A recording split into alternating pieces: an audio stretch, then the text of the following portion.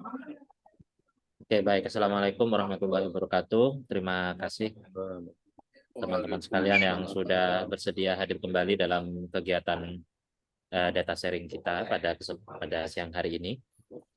Ya, sebagaimana jadwal yang sudah kita sepakati bersama bahwa untuk siang ini itu adalah presentasi proposal seperti kemarin.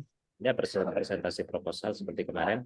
Jadi ada beberapa orang yang kami minta kesediaannya untuk mempresentasikan proposal, dan nanti Prof. Ayudi akan memberikan komentar secara umum terhadap beberapa proposal penelitian yang dipresentasikan oleh teman-teman. Saya mohon izin untuk menyampaikan bahwa pada siang hari ini yang diminta kesediaannya untuk mempresentasikan proposalnya adalah Bapak Matlubul Khairi Antom dari Fakultas Teknik, Bidan Harwin Khalilah Destianti Eskep MKep dari Fakultas Kesehatan, Bapak Dr. Tinwidi MPD dari Fakultas Sosial Humaniora, Ibu Yaya Robiatul Adawiyah MPDI dari Fakultas Agama Islam, dan Bapak Saifuddin ME dari Fakultas Agama Islam. Baik Bapak Ibu sekalian, agar waktunya efisien, saya barangkali langsung meminta kesediaan Bapak. Ini mungkin tidak langsung berurutan, tapi yang hadir di sini antara lain Bapak Dr. Tenmedi. Apa namanya? Bapak Dr. Tenmedi, barangkali Bapak Dr. Tenmedi sudah siap, nggih Bapak? Apakah mendengar suara saya? Mohon izin. Siap, siap. Oke. Sebelumnya saya perkenalkan dulu, Prof. Pak Dr. Tenmedi ini, beliau adalah lulusan dari Universitas Brawijaya. Beliau juga sekarang menjabat sebagai Dekan Fakultas Sosial Humaniora.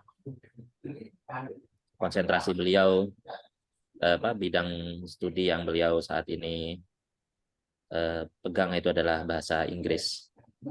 Jadi sepertinya beliau sudah sangat familiar dengan urusan penelitian. Baik, kepada Bapak Dr. Tenmedi kami persilahkan untuk mempresentasikan proposal penelitiannya. Monggo Pak. Oke, terima kasih. Assalamualaikum warahmatullahi wabarakatuh. Selamat siang, Prof. Wahyudi. Terima kasih kepada teman-teman sekalian. Saya mohon izin untuk bagikan layar, Prof. Host Pak Fawaid. Oke, mohon teman-teman bisa jadikan Pak Tenmedi co-host agar bisa share screen. Ya.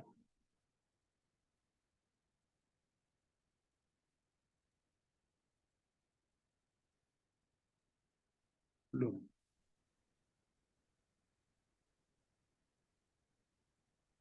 Baik, sebelum bisa saya tampilkan, saya presentasikan terlebih dahulu bahwa penelitian saya untuk tahun ini adalah discourse analysis pada kajian novel oleh Trillier. Sudah bisa, Pak Edi? Sudah bisa Pak Tir, monggo. Oh, sudah bisa. Oke. Sudah Pak Tir, sudah bisa Pak Tir. Ya, oke. Saya tampilkan nih. Yep. Oke. Jadi ini Prof, analisis wacana. Ya, analisis wacana untuk atas keberhasilan difusi inovasi dalam novel Si Anak Kuat karya Trillier. Jadi emang roadmap penelitian saya endingnya nanti memang akan menyusun buku bahan ajar untuk pembelajaran bahasa Inggris berbasis sastra, khususnya untuk speaking dan juga reading. Nah, ini saya masih mulai dari awal terlebih dahulu. Kajian ini akan bertingkat dari analisa wacana, kemudian critical discourse, kemudian eco-critical discourse, baru setelah itu nanti akan melihat di wilayah providing materials for teaching, for English teaching using novel. Nah, untuk Dasar pemikiran yang kajian untuk yang sekarang ini adalah the gap.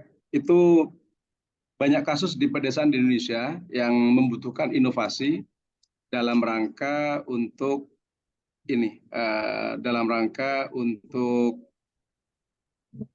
saya perbesar terlebih dahulu ya, dalam rangka untuk melakukan pengentasan kemiskinan. Nah, sebagai clue, novel Si Anak Kuat dari Terelia ini menggambarkan bagaimana sebuah inovasi itu dilakukan dan menjadi pilihan untuk mengentaskan kemiskinan. Nah, selanjutnya ini ada sedikit sinopsis yang saya berikan untuk memberikan clue bahwasanya memang ada inovasi di dalam novel ini. Dari sinopsis di atas tergambar bahwa ada ide baru yang diperkenalkan oleh Amelia selaku tokoh utama untuk mengatasi masalah, dan karenanya penelitian ini bermaksud atau dimaksudkan untuk menggambarkan secara mendalam bagaimana sebuah inovasi, dalam hal ini adalah sustainable development, disebarluaskan dan diyakinkan kepada seluruh penduduk kampung, sehingga akhirnya penelitian ini berfokus pada dua hal, yakni bagaimana karakteristik inovasi sustainable development yang diterapkan di dalam novel ini sehingga mampu diterima oleh seluruh warga kampung, dan bagaimana tokoh Amelia dan kawan-kawan melakukan inovasi itu sehingga mereka bisa menerima inovasi yang ditawarkan tersebut. Kira-kira rumusan masalahnya seperti ini. Ada dua rumusan masalah yang akan diangkat. Yang pertama menyangkut karakter inovasinya itu sendiri, kemudian yang kedua bagaimana inovasi itu dilakukan difusinya sehingga itu mampu diterima oleh warga kampung atau warga desa tempat di mana setting cerita ini dilakukan. Oleh karenanya secara garis besar review of related literature yang akan ditelaah itu antara lain adalah teori difusi inovasi, kemudian teori charismatic leadership. Yang ini adalah menyangkut inovasinya, yang ini adalah menyangkut bagaimana seorang pemimpin atau leader itu melakukan leadership sehingga mampu melakukan transformasi atau menggerakkan warganya. Meskipun dalam hal ini adalah anak kecil, akan tapi di dalam novel ini digambarkan dia mampu untuk meyakinkan seluruh warga agar pohon kopi yang di sana sudah tidak produktif itu bisa diganti dengan pohon kopi yang baru. Tapi permasalahannya kemudian muncul itu adalah bahwa dana untuk melakukan itu butuh dana kas bersama atau dana kas desa yang akan digunakan. Yang persyaratannya sebagaimana disepakati, dana kas desa itu bisa dipakai kalau seluruh warga desa itu menyetujui dengan membubuhkan tanda tangan. Nah, disinilah tantangan dari Amelia untuk meyakinkan seluruh penduduk desa bagaimana dia memahamkan dan kemudian sampai pada akhirnya dia mampu meyakinkan dan warga desa ini membubuhkan tanda tangannya. Metodenya ini adalah desain deskriptif kualitatif yang desainnya pakai discourse analysis berbasis naratif teks. Metodenya bertingkat, yakni dari psycholinguistic approach-nya Mendler untuk membangun narasi utama, membangun main story, itu harus pakai itu harus ditemukan terlebih dahulu, dan saya melakukan pendekatan yang ditawarkan oleh Mendler melalui psycholinguistic approach-nya. Kemudian setelah ketemu, kita meaning-nya itu kita cari menggunakan JIS intertextuality method dari discourse analysis, dan kemudian untuk mengungkap atau untuk uncovered the ideology itu saya akan menggunakan Fairclough dialectical relational approach. Nah, kira-kira gambarannya itu adalah sebagaimana di dalam ini. Ini adalah form atau tabel awal yang kemudian nanti setelah ini diperoleh akan dilakukan metode analisanya yang seperti ini. Terlebih dahulu saya jelaskan. Subjeknya adalah ini, kemudian data penelitian tekniknya itu pasti kita harus baca dulu novelnya, kemudian reduce the data dengan menggunakan parameter diagram psycholinguistic approach, kemudian setelah itu akan kita display, kemudian kita lakukan pendalaman, pencarian terhadap elemen-elemen difusi inovasi, dan kemudian pendalaman untuk pencarian elemen-elemen karismatik leadership. Setelah ini ada, baru kita lakukan 2 tahap analisa, yakni Fairclough 3-dimensional, kemudian setelah itu Fairclough dialectical relational version of CDA. Demikian juga untuk yang ini untuk yang difusi inovasi, yang ini adalah untuk yang karismatik leadership. Jadi sementara itu Prof, ini referensi yang sementara kita kumpulkan. Jadi itu secara umum. Terima kasih Pak Fawait. Saya kembalikan ke Pak Fawait. Baik Pak Tir, terima kasih. Presentasi yang sangat cepat saya pikir, tapi efektif, semoga langsung bisa dipahami oleh Prof. Wahyudi. Ini dunia yang sangat berbeda dengan Prof. Wahyudi. Ilmu yang penelitian yang disampaikan Pak Tir itu sifatnya intangible, sesuatu yang abstrak sebenarnya. Sementara kalau Pak Prof. Wahyudi ini mengurusi hal-hal yang konkret tentang kayu. Nah, saya berharap tadi Pak Tirmidzi karena pernah menulis disertasi tentang hutan ya, ini sempat saya berharap mempresentasikan proposal tentang itu. Tapi tidak apa-apa, nanti Prof. Wahyudi bisa memberi masukan. Baik, Bapak Ibu sekalian, untuk selanjutnya, presentasi selanjutnya, di sini Ada Pak Matlub ya, Pak Matlub. ada Pak Matlub Khairi. Bu Ini Harwin. hadir Pak. Iya Pak. Oke. Suara saya terdengar Pak Matlub? Ya. Iya Pak. Halo. Ya. Iya Pak. Iya. Pak Matlub ini dosen dari Fakultas Prodi Informatika. Ya? Informatika. Oke, semoga penelitiannya ini bisa mencerahkan kita semua, mengguncang dunia. Silakan Pak Matlub, kami persilakan mempresentasikan hasil proposal. Kemarin sama yang Sudah.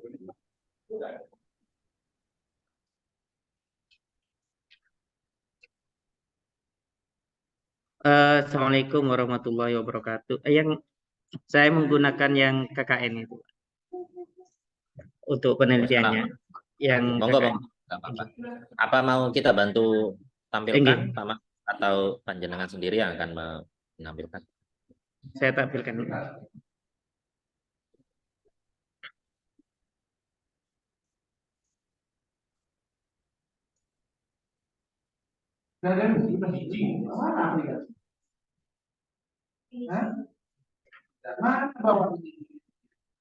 Sudah tampil Bapak? Oke, sudah Pak Matlub. Oke. Assalamualaikum warahmatullahi wabarakatuh. Terima kasih atas waktunya. Yang kami hormati Bapak Profesor Wahyudi dan teman-teman rekan dosen yang kami hormati. Penelitian ini kami tulis dengan judul tentang sistem informasi Wadiatul Mal di Pondok Pesantren Nurul Jadid wilayah Zaid bin Sabit berbasis desktop, karena ini kajiannya tentang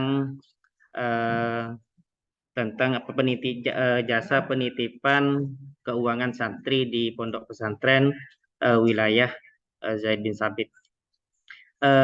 Kita ketahui bahwa pesantren itu adalah lembaga pendidikan yang digunakan untuk membentuk karakter dan lembaga sebagai semacam tempat kita menempa ilmu yang sehari-hari ini tinggal di suatu tempat yang 24 jam diawasi untuk pendidikannya seperti itu.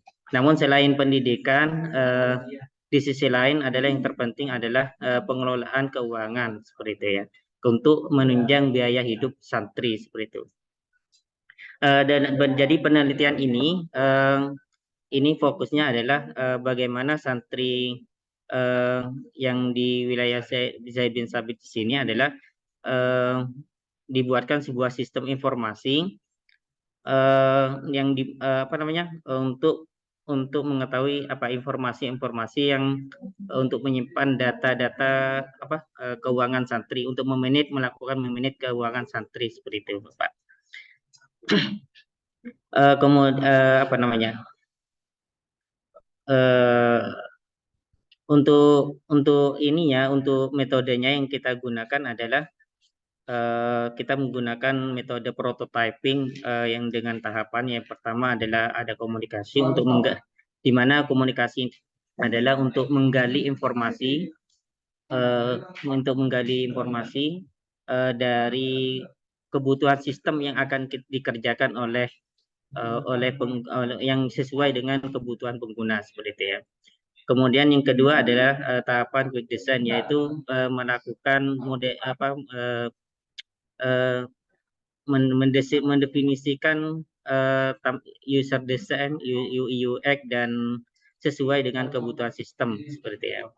Kemudian modeling dan quick design ya. Kemudian di sini adalah memodelkan sistem secara keseluruhan. Dengan kita untuk penelitian ini kita menggunakan beberapa model, yaitu dengan model Unified Modeling Language atau UML. Kemudian setelah itu tahapan terakhir adalah dengan membangun sistem, yaitu membangun aplikasi dengan bahasa pemrograman desktop nanti seperti itu. Setelah langkah terakhir nanti sistem ini akan dibangun, dilakukan evaluasi di sini untuk menjamin kualitas dari software yang kita gunakan seperti itu, Pak. Tekniknya ada black box testing, kemudian yang kedua adalah user acceptance testing, gitu. Jadi penelitian ini memang memang latar belakangnya adalah masih penggunaan jasa penitipan keuangan santri itu masih konvensional seperti itu ya. Sehingga diperlukan sistem yang mudah untuk melakukan untuk melakukan manajemen terhadap jasa penitipan keuangan santri seperti itu. Mungkin itu saja, Pak.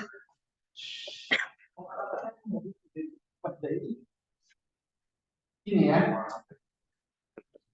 Ini adalah Baik, terima kasih Pak Matlub atas presentasinya.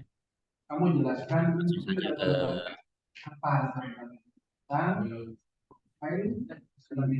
proses selanjutnya. Di sini ada Bapak Saifuddin nih.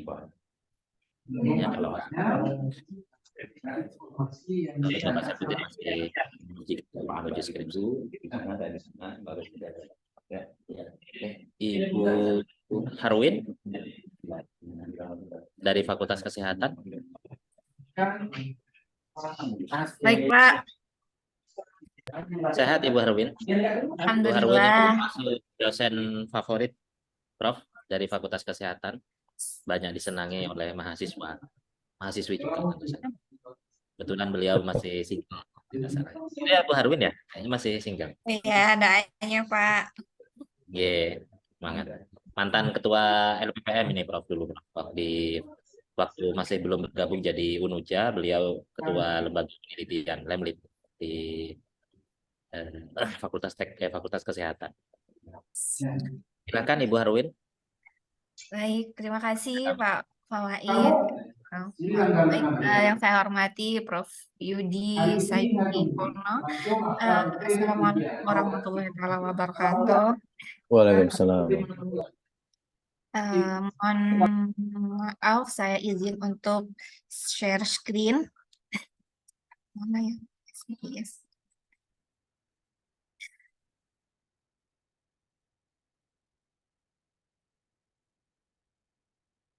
Mohon koreksinya, Prof. Ini mungkin banyak kekurangannya masih terkait dengan proposal penelitian yang saya buat. Ini kebetulan saya dari kebidanan, Prof. Jadi penelitian saya terkait dengan ibu hamil. Gitu. Jadi ini judulnya adalah perbedaan resiko keberadaan mikroorganisme vagina pada wanita hamil dan wanita tidak hamil yang mengalami keputihan di poliklinik Rumah Sakit Umum Waluyo Jati Keraksan. Ini kebetulan juga proposal KKN kami di tahun 2023.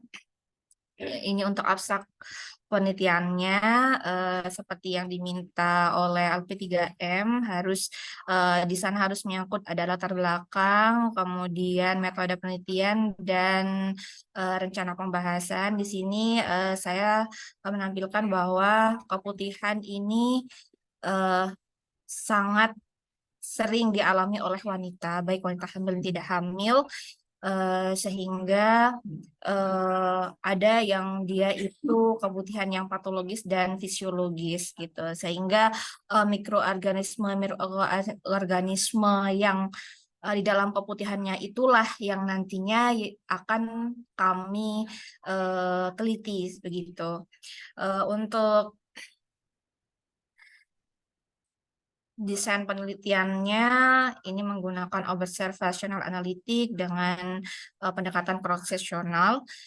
Kemudian nanti dilakukan pengambilan lendir serviks dan dilakukan pemeriksaan laboratorium. Ini untuk kata kuncinya keputihan wanita hamil, wanita tidak hamil, mikroorganisme vagina. Ini untuk latar belakangnya hampir sama seperti yang saya sampaikan tadi, bahwa keputihan itu bisa menjadi bumerang untuk wanita dikarenakan keputihan itu patologis begitu, sehingga apalagi pada wanita hamil di mana keputihannya itu biasanya meningkat dikarenakan peningkatan hormon estrogen yang wanita hamil alami begitu. Karena peningkatan hormonnya itulah sehingga kuantitas atau volume keputihannya itu meningkat. Dan saya membandingkan antara wanita hamil dan wanita tidak hamil begitu. Kemudian untuk rumusan masalahnya, saya yang membuat satu rumusan masalah. Apakah ada perbedaan risiko keberadaan mikroorganisme vagina pada wanita hamil dan wanita tidak hamil yang mengalami keputihan? Untuk tujuannya, pastinya untuk mengetahui perbedaan keberadaan mikroorganisme vagina, kemudian dan menganalisis perbedaan, kemudian untuk manfaatnya, untuk secara akademik ya sebagai penambah hasanah keilmuan, kemudian untuk praktis biasa ini akan bermanfaat untuk ibu-ibu bidan, di mana pada saat ibu bidan melakukan ANC atau antenatal care, atau kita bisa kenal dengan pemeriksaan kehamilan gitu. Jadi ini bisa menjadikan ibu bidan screening awal untuk tanda bahaya pada ibu hamil begitu. Yang saya sampaikan tadi, saya menggunakan desain penelitian observational analytic. Kenapa saya menggunakan observational analytic? Dikarenakan saya tidak melakukan intervensi kepada subjek penelitian saya. Sehingga kenapa analitik juga di sini karena variabel independen dan independen yang saya teliti itu dilakukan pengukuran secara bersamaan seperti itu, Prof. Kemudian insya Allah dilakukan di bulan September dan Oktober sampai Oktober tahun 2023. Ini kriteria inklusinya dan eksklusinya. Jadi harus wanita yang dia mengalami keputihan. Jadi kalau yang tidak mengalami keputihan maka kita exclude. Kemudian untuk wanita hamil dia yang kehamilannya di atas 28 minggu. Kemudian untuk wanita tidak hamil, dia yang harus telah menikah. Karena kita akan melakukan pengambilan lendir serviks itu, sehingga kalau yang masih belum menikah, maka khawatirnya akan merusak himen atau sampul darahnya gitu. Untuk teknik pengambilannya, pervasive sampling, kemudian instrumen yang saya gunakan, ini dan bahannya, prosedurnya adalah di mana nanti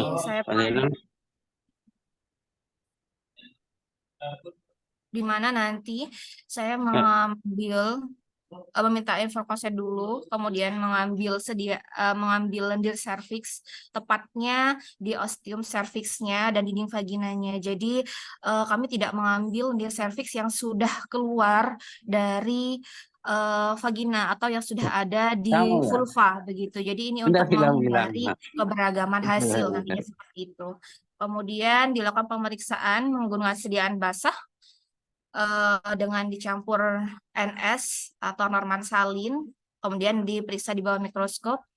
Kemudian sediaan keringnya itu dilakukan pengecatan nanti, kemudian diperiksa di bawah mikroskop. Analisisnya menggunakan chi-square karena data saya adalah nominal begitu. Jadi analisis datanya saya menggunakan chi-square begitu. Untuk etiknya penelitiannya meminta persetujuan terhadap responden terlebih dahulu. Kita rahasiakan identitas pasien sehingga tanpa nama pada saat kalian melakukan tabulasi data. Untuk rancangan penelitiannya seperti ini. Jadi studi pendahuluan dulu terhadap adanya flor albus atau keputihan. Kemudian saya merumuskan masalah untuk hal yang akan saya teliti. Kemudian saya mencari literatur yang terkait dengan penelitian yang saya ambil, baik dari kehamilan, keputihan itu apa, dan mikroorganisme vagina itu apa. Kemudian saya merumuskan dasar penelitiannya menggunakan observation analitik, kemudian dengan pendekatan cross-sectional study, kemudian dari populasi dan sampel itu sama-sama semuanya dilakukan pengambilan dari serviks, kemudian dilakukan pemeriksaan VVP namanya untuk pemeriksaan untuk melihat adanya mikroorganisme apa saja yang ada di vagina seorang wanita itu. Kemudian setelah didapatkan hasil maka dilakukan tabulasi dan kita lakukan analisis data dengan chi-square, dilakukan pembahasan dan berikutnya ditarik kesimpulan. Gitu. Terima kasih.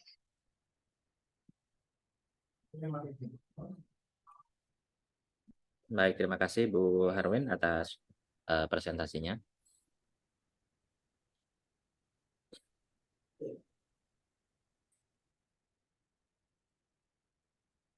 Oke, barangkali ini kan sebenarnya ada dosen lain yang seharusnya presentasi hari ini, yakni Bu Yayah dengan Pak Saifuddin. Tampaknya beliau berdua sedang ada jadwal menguji nih, Prof. Jadi sementara kita menunggu beliau berdua, saya persilakan untuk Prof. Wahyudi untuk memberikan komentar dan review singkat terhadap hasil presentasi proposal teman-teman dosen tadi dari Fakultas Sosial Humaniora, Teknik dan Kesehatan.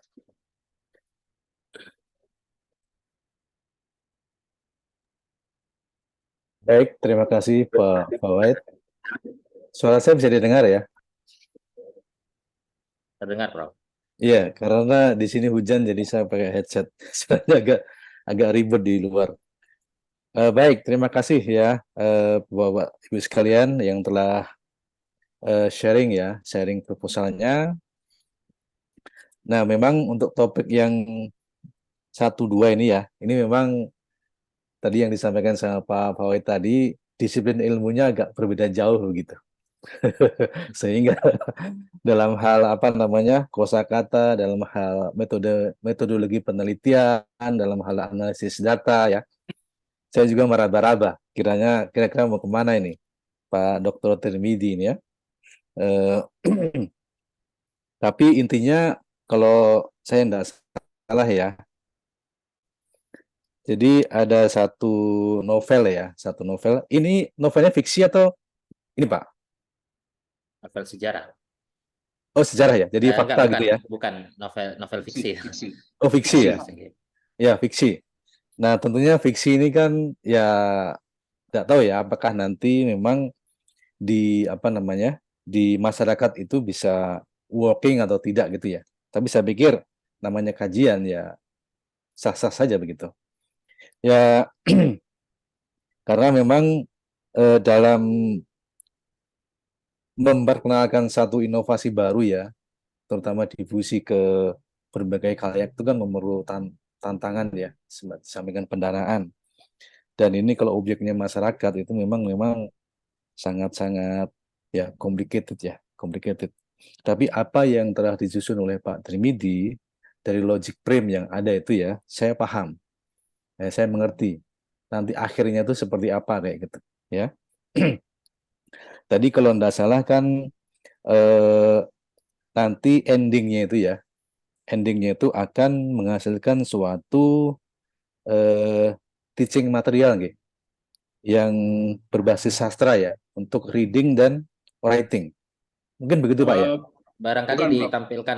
tampilkan lagi Pak Tir, biar kita Oke. bisa screening. Jadi yang saya maksudkan menjadi teaching material itu adalah ending dari roadmap penelitian saya nantinya itu, Prof. Jadi Oh, ini oke. masih nyicil.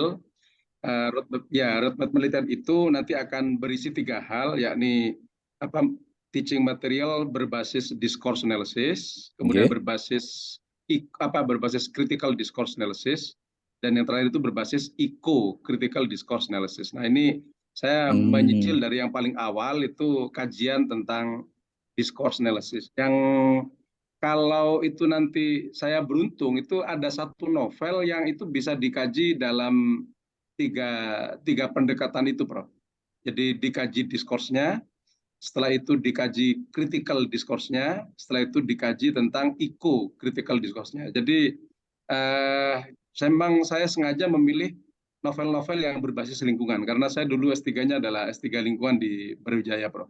Dan kajian saya dulu kan memang masalah bagaimana dinamika peran tokoh agama di dalam melakukan difusi inovasi di Kabupaten Probolinggo. Jadi ada 6.000 hektar extension forestry itu mampu dilakukan dalam waktu 6 tahun, 6.000 hektar itu.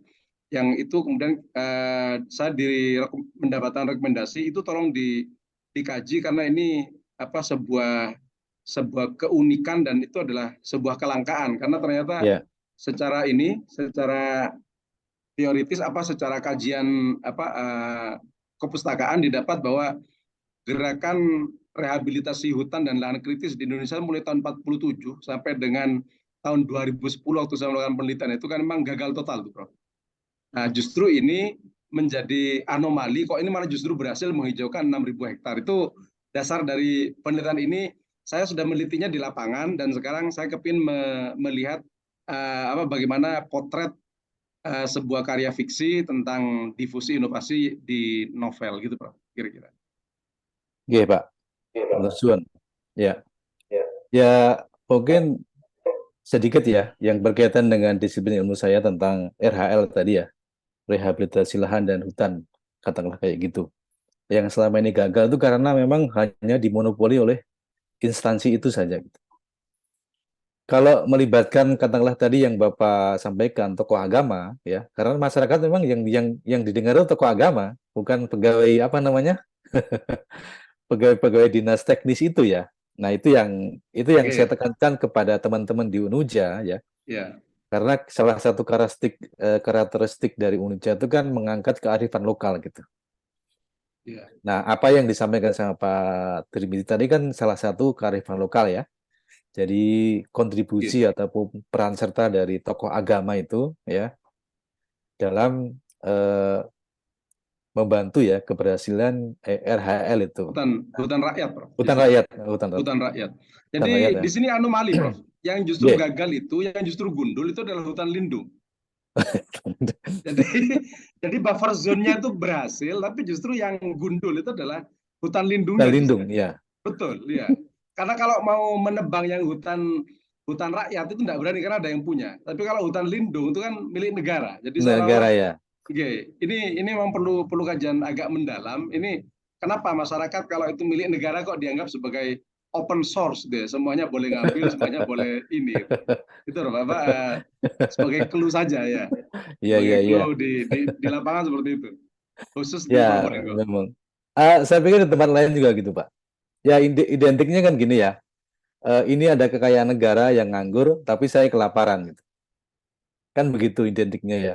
Terus kalau itu nggak boleh diutik-utik, terus kalau kita mati gimana? Siapa yang tanggung jawab? Padahal kan istilahnya kan negara melindungi segenap ya, segenap tumpah darah atau termasuk apa istilahnya penduduknya kayak gitu ya. Nah, filosofi itu yang kadang belum di apa namanya, belum di apa istilahnya, belum dijalankan ya oleh teman-teman di Kementerian Teknis maupun di pemerintah daerah. Karena saya berkali-kali saya tekankan bahwa kalian punya APBD, kalian punya APBN, itu bukan kalian punya uang, itu uangnya rakyat yang dititipkan kepada kalian. Tapi itulah Pak, faktanya memang begitu. Baik, terima kasih Pak Drimeji ya. Sukses nanti untuk itunya. Terima kasih. Bahan ajarnya, terima kasih.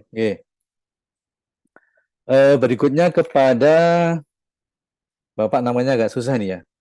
Matlubul nggih. Pak. Matlubul Khairil ya. Oke, Ya, ini mudah-mudahan saya nggak miss Pak nggih.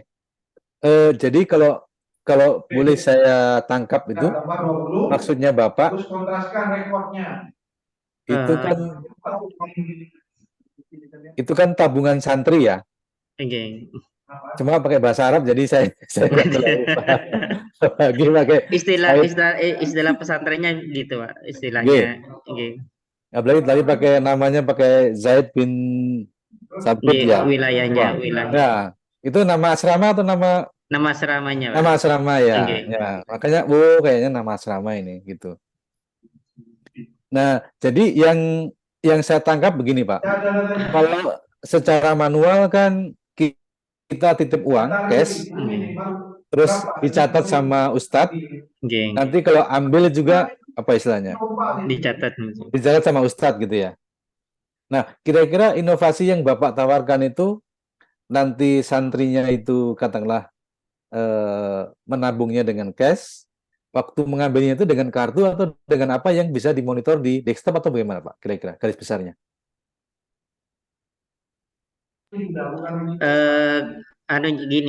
Untuk jadi secara ini untuk pertamanya memang untuk ininya masih dokumentasi datanya ini masih konvensional, masih.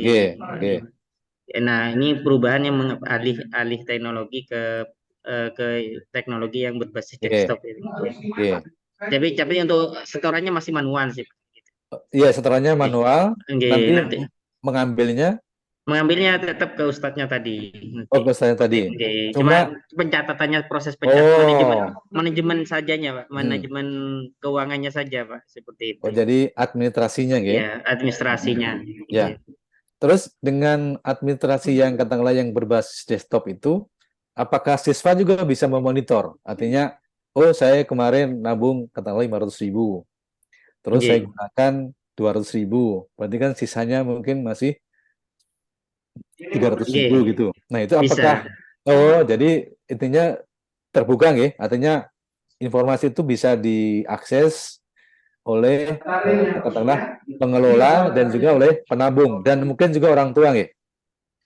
Oh, ini masih ini Pak, masih untuk bagi sistemnya untuk bagi administrasi di pondok pesantrennya itu sendiri, masih belum, karena untuk siswa itu kan dibatasi tidak menggunakan teknologi seperti itu Pak. Oh, nggih. Jadi tapi cuma pengelolaannya seperti itu. Tapi kira-kira karena siswa kan dibatasi nggih. Kira-kira kalau orang tua boleh nggak di apa namanya? Monitoring. Monitoring. Ini sampai ke ini masih manajemen untuk ininya. Sistem informasinya masih untuk pengelolaan di wadiatul di lembaga itunya, Pak. Ya, nggih. Mungkin maksudnya Pak Matlub ini user yang memiliki akses terhadap sistem informasi wadiatul mal atau tabungan ini masih terbatas kepada pengelola. Iya. Ya, artinya mungkin sekarang untuk pengelola dulu, tapi nanti berikutnya ya, itu minimal Bapak punya target orang tua ya, orang tua bisa memonitor.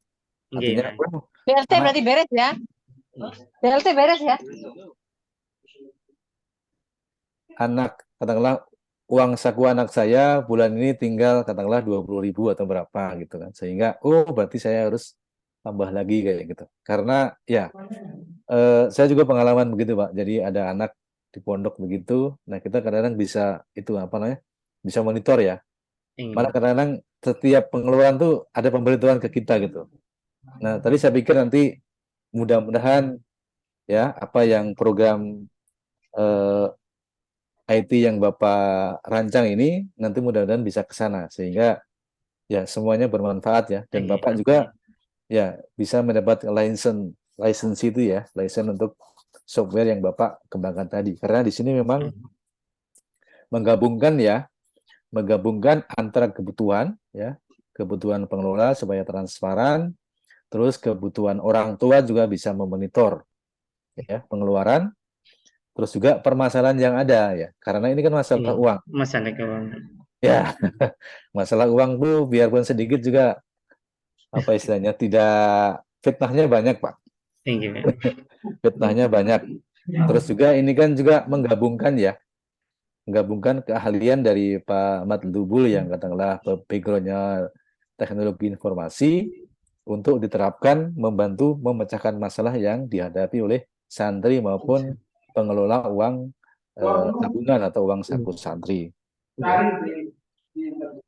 Ya, saya pikir bagus Pak ya. Alur ceritanya mudah dipahami gitu. Ya. Nggih. Iya. Sukses Terima Pak kasih, nggih. Pak. Iya, Nggih, Pak. Terima sami-sami. kasih. Ya.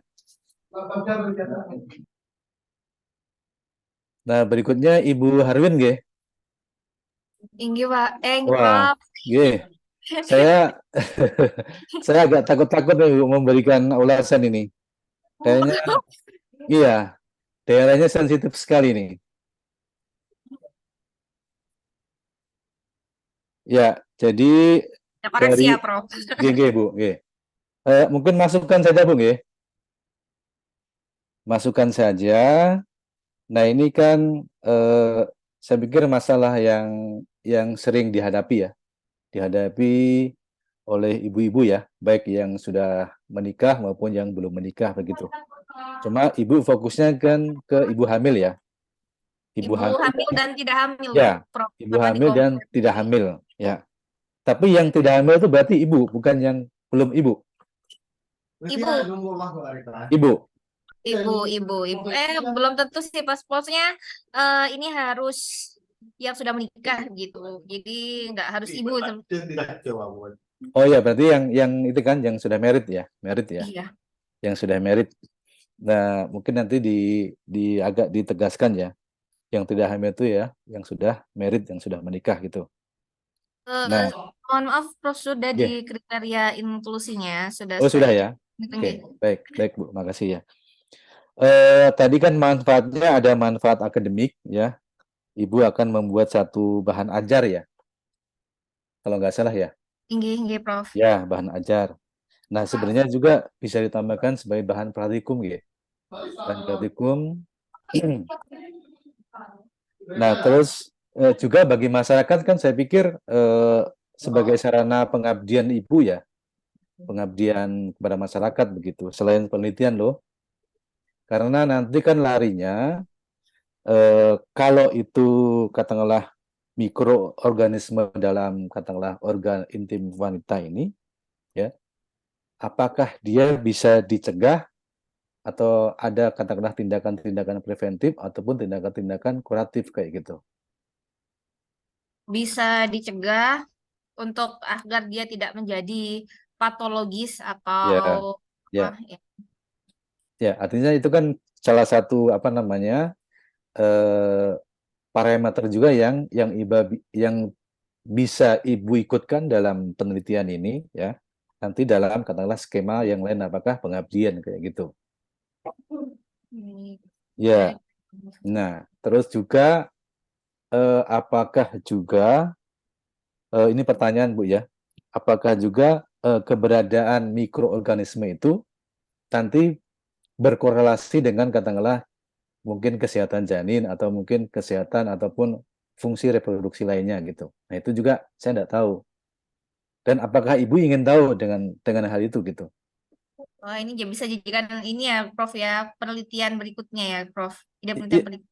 Sebenarnya bukan penelitian berikutnya. itu bisa Ibu sertakan dalam penelitian ini gitu. Oh, kalau disertakan dalam penelitian ini, maka saya harus mengikuti si ibu hamil itu sampai itu menimbul efek, Prof. Begitu. Dia kadang, Oh gitu. oke. Jadi Kalau akhirnya, kalau begini bagaimana Ibu? Ibu nanti kan ada mengambil katakanlah sampel ya, ya, sampel yang tadi apa namanya kayak cross section gitu ya, atau apa namanya tadi? ya cross sectional Ya cross section ya. Apa? Katanya mengambil sampel dari sumbernya nggih. dari objek penelitian. Ya, kan dari sumbernya kan objeknya tadi. Ya. Ya.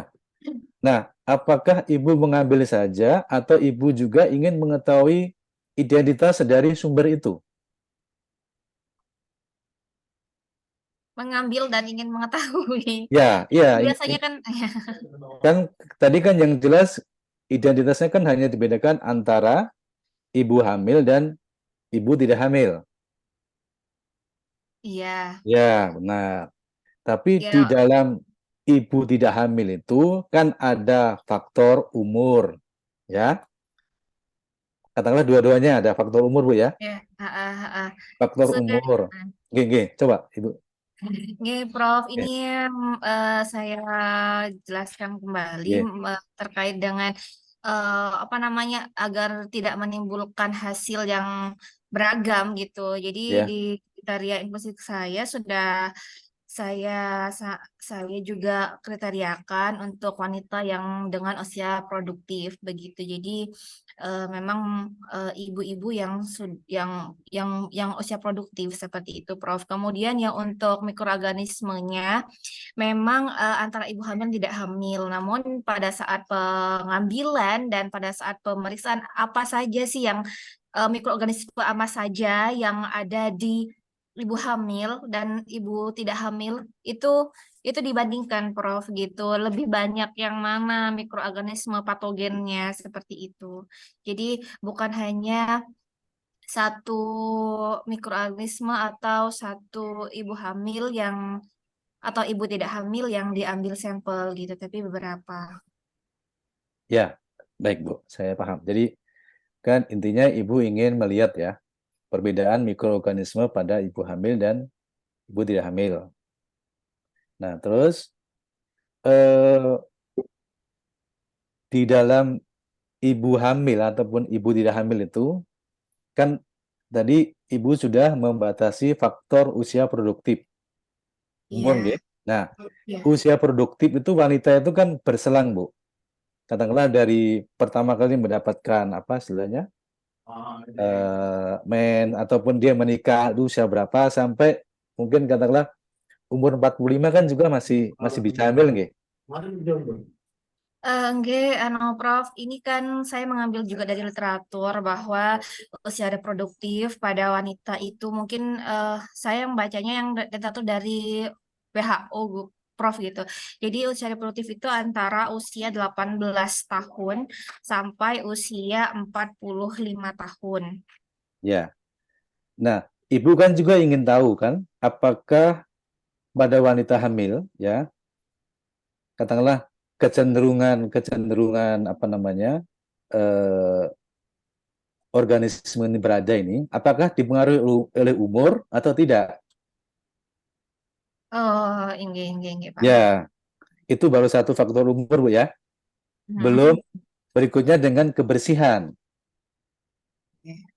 Kebersihan ya, kebersihan area kewanitaan katakanlah bagaimana cara dia apa namanya habis mungkin buang air kecil atau apa bagaimana cara dia apa namanya apa itu membersihkan areanya itu bagaimana caranya kan terus mungkin pakaian yang digunakan ya karena kalau pakaian yang digunakan apakah dia menggunakan celana panjang terus ataukah dia menggunakan apa kayak gitu nah itu ibu akan dapat informasi-informasi itu kalau ibu menggunakan selain tadi menggunakan kuesioner gitu jadi pasien satu namanya A nah terus ditambahkan lagi usianya berapa, cara berpakaiannya bagaimana, ya. Terus apa lagi? Gaya hidupnya bagaimana, ya. Nah, saya tidak tahu apakah itu penting atau tidak, tapi saya pikir itu variabel-variabel yang nanti Ibu bisa gunakan untuk menambah wacana bahan ajar nanti, ya kan? Jadi, kalau katakanlah, kalau kita wanita terus katakanlah sudah menikah, terus mungkin sering berpakaian yang ketat dan sebagainya, itu tidak baik untuk katakanlah areal kewanitaan atau dan sebagainya kayak gitu. Contoh saja, Bu, ya. Nah, terus juga Ibu kan juga ingin tahu, ya, tentang katakanlah sikap dan atau mungkin persepsi ya masyarakat tentang katakanlah keputihan, ya. Masyarakat tahu nggak sebenarnya keputihan itu apa? Nah, kadang-kadang dia tahu, ya, tahu tapi persepsinya tahu tapi dia membiarkan saja. Berarti kan tidak ada sikap katakanlah, saya ingin menjaga dengan cara katakanlah mengganti mungkin pakaian dalam setiap berapa jam sekali atau bagaimana deh. Jadi sebenarnya dari penelitiannya Ibu itu ya banyak aspek-aspek lain yang Ibu bisa gali dalam satu kali ke lapangan. Itu bukan hanya mendapatkan yang tadi Ibu sampaikan tadi, tapi masukan tadi yang saya sampaikan tadi. Sehingga nanti Ibu itu akan mendapatkan data yang banyak sekali, Bu. Baik, Prof. Terima kasih banyak masukannya, Prof. Ya, mudah-mudahan Ibu bisa mengikuti, nggih. Maaf saya. Terima Ya, kasih banyak, Prof. nggih, sama-sama Ibu, nggih. Ya, Monggo Pak Wahid. ya, terima kasih Prof. Ayudi, Bu Harwin. Nggih. Nah, sebenarnya tadi kita berharap teman-teman yang selesai presentasi itu bisa sambil lalu ketika proses tanya jawab bisa sambil lalu share proposalnya ya. Jadi biar barangkali ada informasi yang kelewat oleh Prof. Ayudi nanti bisa dikonfrontir atau dikonfirmasi. Tadi memang karena proses presentasinya agak cepat ini. Saya sendiri juga sering kelewat-kelewat ini, Prof, bacanya. Apalagi yang tadi presentasikan Bu Harwin itu sangat menarik. Saya juga malah pengen tahu proposalnya. Iya, Pak. Oke, terima kasih atas presentasinya. Untuk selanjutnya, sebenarnya ini untuk dosen yang saat ini bertugas presentasi, yang kami minta kesediaannya untuk presentasi, itu ada Bu Yayah dengan Pak Sebutin, tapi karena beliau sedang berhalangan, karena sedang menguji, sini ada Pak Ulum, yang tadi banyak bertanya terkait dengan metode penelitian atau rumusan masalah. Pak Ulum dari Prodi Pendidikan Bahasa Arab ya, Pak Ulum ya? Oke, Pak. Halo, Pak Ulum. Monggo. Tapi proposalnya berbahasa Arab atau bahasa Prancis, Pak Ulum? Yang mau Bahasa Indonesia, Pak ya. Oh, bahasa Indonesia. Bahasa Indonesia, Pak. Kalau bahasa Arab saya paham. Kalau yang bahasa Indonesia itu yang justru saya nggak paham, Pak. Silakan Pak Ulum untuk Monggo. Bismillahirrahmanirrahim. Assalamualaikum warahmatullahi wabarakatuh. Sebenarnya gini loh, Prof. Proposal saya ini masih sangat masih sangat dangkal sekali. Tapi saya ingin beberapa masukan dan saya juga ingin beberapa pembenahan dari proposal-proposal yang dari beberapa konten dalam proposal yang akan saya angkat ini, Prof.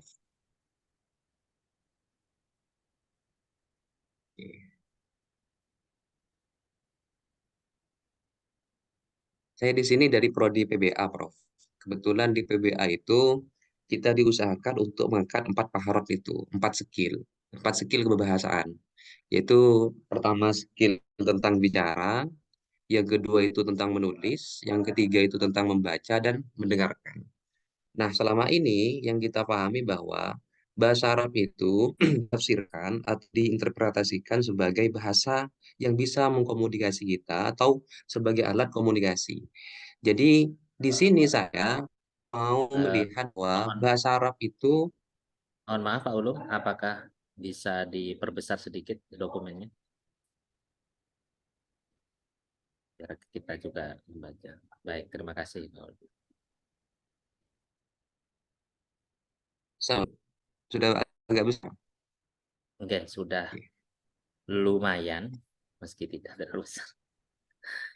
Silakan Pak Ulum dilanjutkan. Sudah lumayan. Oh, kok balik lagi kalau ini. Oh ya. Baik, silakan Pak Bro. Saya melihat di sini, Prof, fenomena bahasa Arab itu, terutama di lembaga-lembaga pendidikan, bahasa Arab itu hanya dijadikan sebagai apa? Hanya dinilai dari segi apa namanya? Dijadikan sebagai alat komunikasi dalam dunia pendidikan. Tapi dari diskursus lain bahwa bahasa Arab ternyata tidak cukup dikaji dari segi bahasanya. Karena bahasa Arab itu dalam sebuah pendudukan bahasa, terutama dalam bahasa Arab, itu tidak cukup ketika kita hanya mengkaji dari sisi bahasa.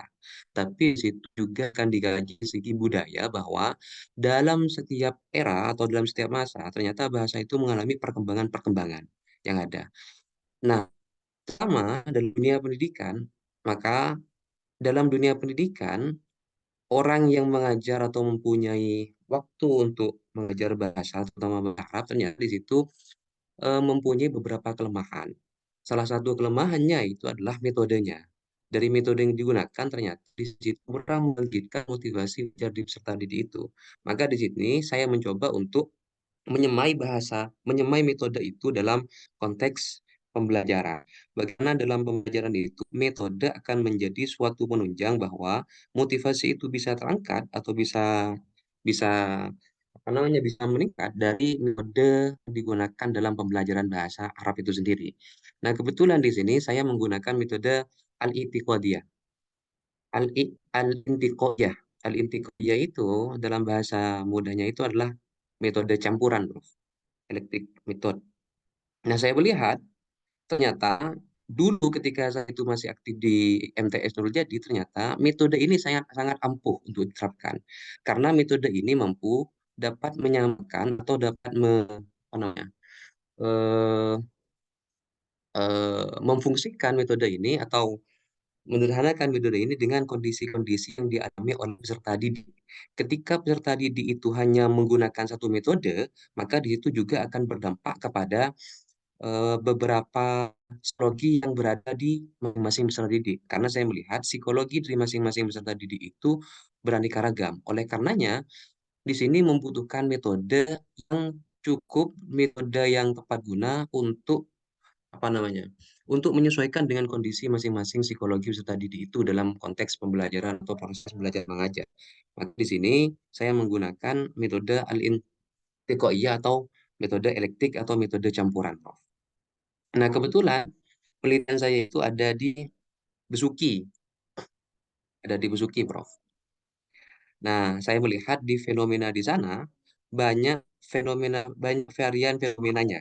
Salah satu fenomenanya itu ada yang sedikit punya dasar bahasa Arab, terus dari segi ekonomi juga di situ juga berpengaruh, terus di situ juga dari segi asal atau lulusan pun juga berpengaruh. Maka dalam proses pembelajaran itu dikhawatirkan ketika di situ menggunakan satu metode akan berakibat kepada tingkat pemahaman tadi itu sendiri.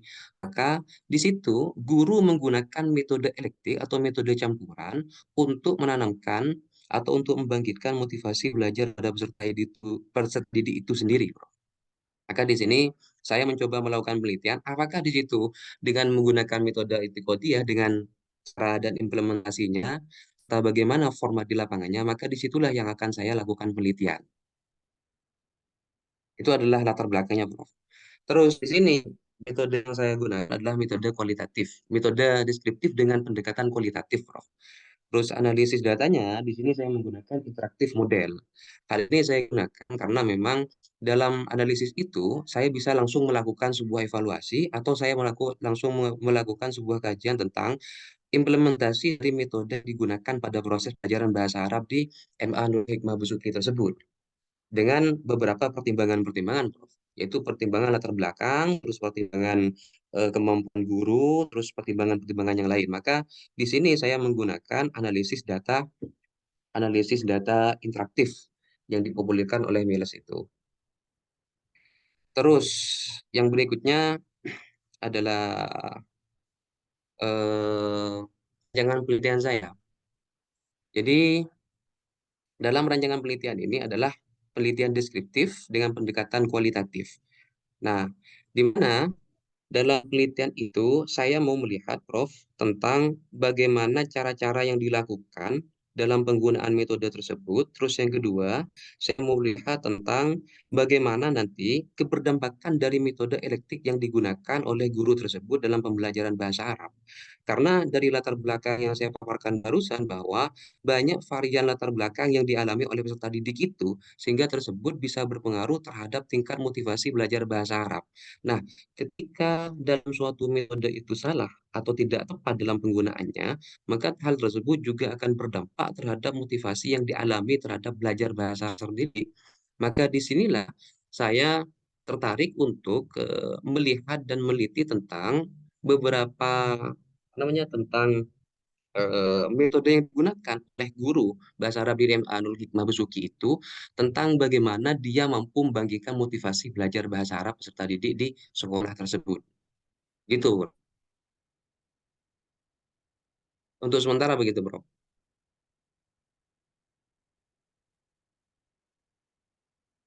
Terima kasih Pak Bun atas presentasinya. Saya mau cek dulu untuk Dari kerja.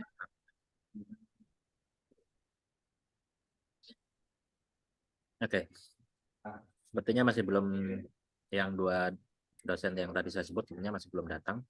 Barangkali ada teman-teman dosen lain yang mau mencoba untuk menawarkan diri, mau mempresentasikan dan nanti akan direview oleh Prof. Yudi. Kami persilahkan sebelum nanti saya berikan ke Prof. Yudi untuk memberikan komentar. Barangkali ada yang mau coba lain? Satu dosen lagi? Atau saya tunjuk saja mungkin ya. Mohon maaf, ini udah kayak anak SD, kita tunjuk-tunjuk. Kalau enggak gini nanti tidak ada yang bicara nanti, Prof.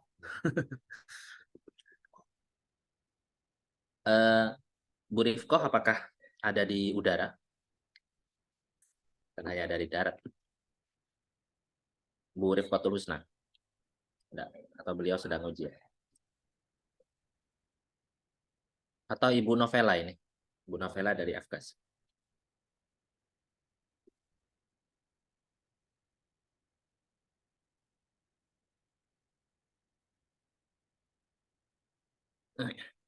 Baik, tampaknya tidak, sementara belum ada, Prof. Sebentar lagi saya susulkan kembali.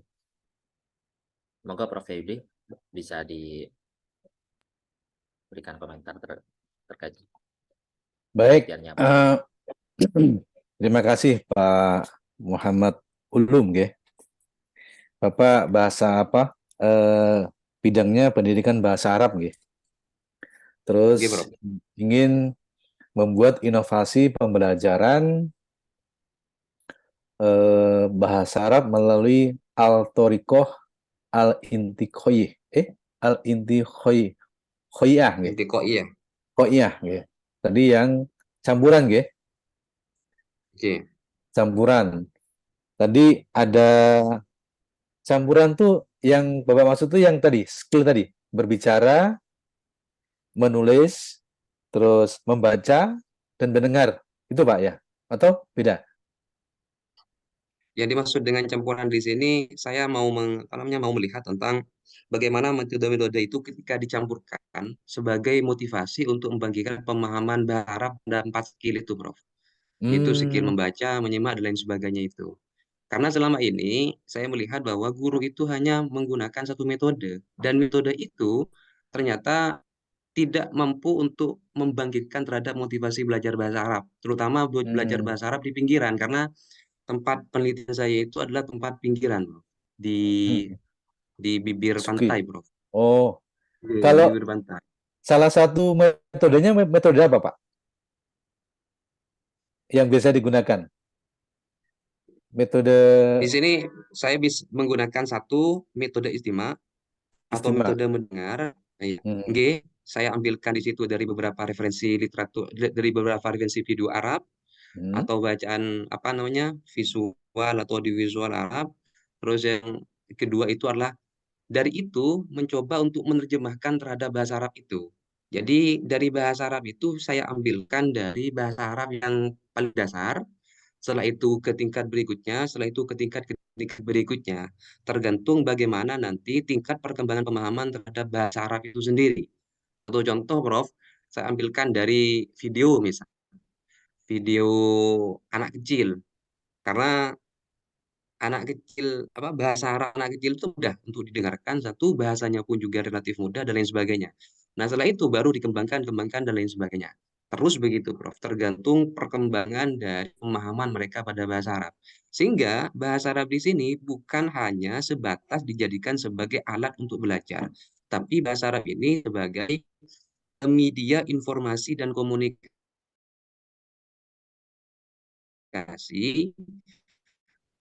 oleh pelajaran itu. Karena kompleks, Prof. Satu ada yayasannya, terus yang kedua dari latar belakang peserta didiknya, dari latar belakang lulusannya, dan lain sebagainya. Iya. Maka di situ saya mencoba untuk memberikan suatu metode ini, metode campuran itu. Ya, baik Pak. Ya, memang dari penjelasan Bapak ya, saya masih agak meraba-raba ya. Tapi kalau menurut saya tadi yang pemahaman saya, tadi kan Bapak salah satu contohnya adalah memutarkan video ya, video tentang anak yang katakanlah menggunakan bahasa Arab, terus nanti apa istilahnya menyuruh siswa gitu untuk apa istilahnya menangkap gitu ya, menangkap ataupun menyampaikan ya apa yang kalian mengerti tentang konten gitu. Oke, artinya mendeskripsikan kembali, Prof. Maksud dari konten-konten Ya, bahasa itu. ya, baik, saya mengerti Pak ya. Ya, masalahnya kan tadi yang Bapak sampaikan katakanlah di MA ya, Nurul Hikmah Basuki Situbondo itu kan anak didiknya dari berbagai latar belakang ya. Baik latar belakang sosial budayanya maupun latar belakang pendidikannya gitu. Nah, kalau MA itu kan sudah seidentik dengan SMA ya. Nah, SMA itu kan atau MA itu kan bisa jadi katakanlah dia SMP atau SD-nya tuh di MTS maupun di Ibtatiyah ya, yang paling SD itu ya, yang tingkat SD itu ya. Idadiyah. Ibtatiyah ya. Ibdadiyah. Iqdad, Prof. Oh, Ibdadiyah, sorry. Ya, jadi katakanlah kalau anak-anak tuh memiliki background ya, background katakanlah bahasa Arab ya, katanya pendidikan Islam ya, minimal kan pendengarannya ya, pendengarannya itu kan sudah terasah gitu, terasah. Nah, memang kebiasaan ya, kebiasaan praktis dalam arti berbicara ataupun menyusun kata-kata dalam menyampaikan pendapat langsung menggunakan bahasa Arab itu memang ya benar yang Bapak sampaikan tadi, memang harus dipraktekkan begitu ya. Nah, selama ini kan mudah-mudahan saya tidak salah ya menangkap apa yang Bapak sampaikan itu. Karena selama ini ya contohkanlah kita bahasa Inggris ya. Saya belajar bahasa Inggris itu kan dari SMP ya. SMP, SMA, terus mungkin kuliah juga ya. Tapi karena hanya belajar teori-teori tanpa langsung praktek, akhirnya kan ya tidak istilahnya tidak membekas gitu ya. Tapi kalau kita praktek langsung itu biasanya lebih membekas ya, lebih membekas. Nah, saya pikir yang Bapak rencanakan ya tentang inovasi pembelajaran ini sudah bagus Pak. Dan dari judulnya saya bisa bisa menyimpulkan bahwa memang itu nanti akan menumbuhkan minat belajar bahasa Arab karena memang siswa langsung bisa mempraktekkan dalam kehidupan sehari-hari ya. Apalagi seandainya kalau tidak salah di Gontor itu kan bahasanya kan hanya dua ya, bahasa Inggris dan bahasa Arab ya. Kalau nggak salah ya, karena saya pernah ke sana katanya begitu gitu. Sehingga kalau nggak tidak menggunakan bahasa itu kadang-kadang bisa kena denda gitu. Nah, dari judul yang Bapak buat itu ya, tanpa memperhatikan metode ke bawah, karena itu kan saya tidak menguasai metode yang Bapak sampaikan ya. Dari judulnya itu, biarpun saya tidak mengetahui ya, al-thoriqoh al-itikhoiyah itu ya, saya bisa apa namanya, bisa mengguess ya, bisa mengcapture bahwa metode ini metode ini diduga akan mampu menumbuhkan minat belajar bahasa Arab. Karena memang siswa akan terlibat langsung, Pak. Ya, jadi katakanlah, ya dulu kok saya belajar apa namanya, belajar membaca Al-Quran itu kan dari alif, ba, ta, sa, jim gitu ya, dengan bapak saya itu. Nah, sementara kalau sekarang kan dengan Iqra itu kan kita nggak perlu baca bahasa itu lagi, langsung a i u e o gitu kan, babi bu. Jadi lebih ke praktis lah kayak gitu. Mungkin itu kah yang Bapak masuk gitu, yang Bapak maksud dengan itu, Pak Ulum. Oke, Bro. Mungkin begitu Oke, ya yang dimaksud ya. Jadi lebih terlibat langsung dalam penggunaan sehari gitu ya. Berinteraksi di kelas, berinteraksi di luar kelas begitu ya. oke, Bro. Iya Pak, saya pikir ya saya bisa memahami kalau begitu ya. Dan yang tadi apa namanya, empat skill ya, 4 skill: berbicara, menulis, membaca, mendengar ya. Itu memang apa ya, skill yang memang diperlukan ya, diperlukan. Karena kan kalau ada falsafah Buddha itu ya, katakanlah kalau kita melihat saja, itu suatu saat kita akan katakanlah apa ya, mengingat gitu ya. Tapi kalau kita mendengar saja kadang-kadang itu akan lupa ya. Tapi kalau kita mengerjakan, itu kadang-kadang kita langsung mengerti, ya. Ya. Kalau kita mengerjakan baru kita mengerti kayak gitu. Nah, itu yang falsafah belajar Buddha itu mungkin yang menurut saya juga saya apa namanya? Saya adopsi ya. Jadi kalau saya nggak mengerjakan itu saya tidak akan mengerti. Ya, saya tidak akan mengerti. Kalau hanya melihat, hanya mendengar, tapi kalau kita mengerjakan itu pasti insya Allah mengerti. Mungkin begitu Pak Ulum, nggih? Oke, Bro. Nggih. Kan ada sedikit masalah, Bro, yang saya alami, Bro. Pripun? Nggih, nggih.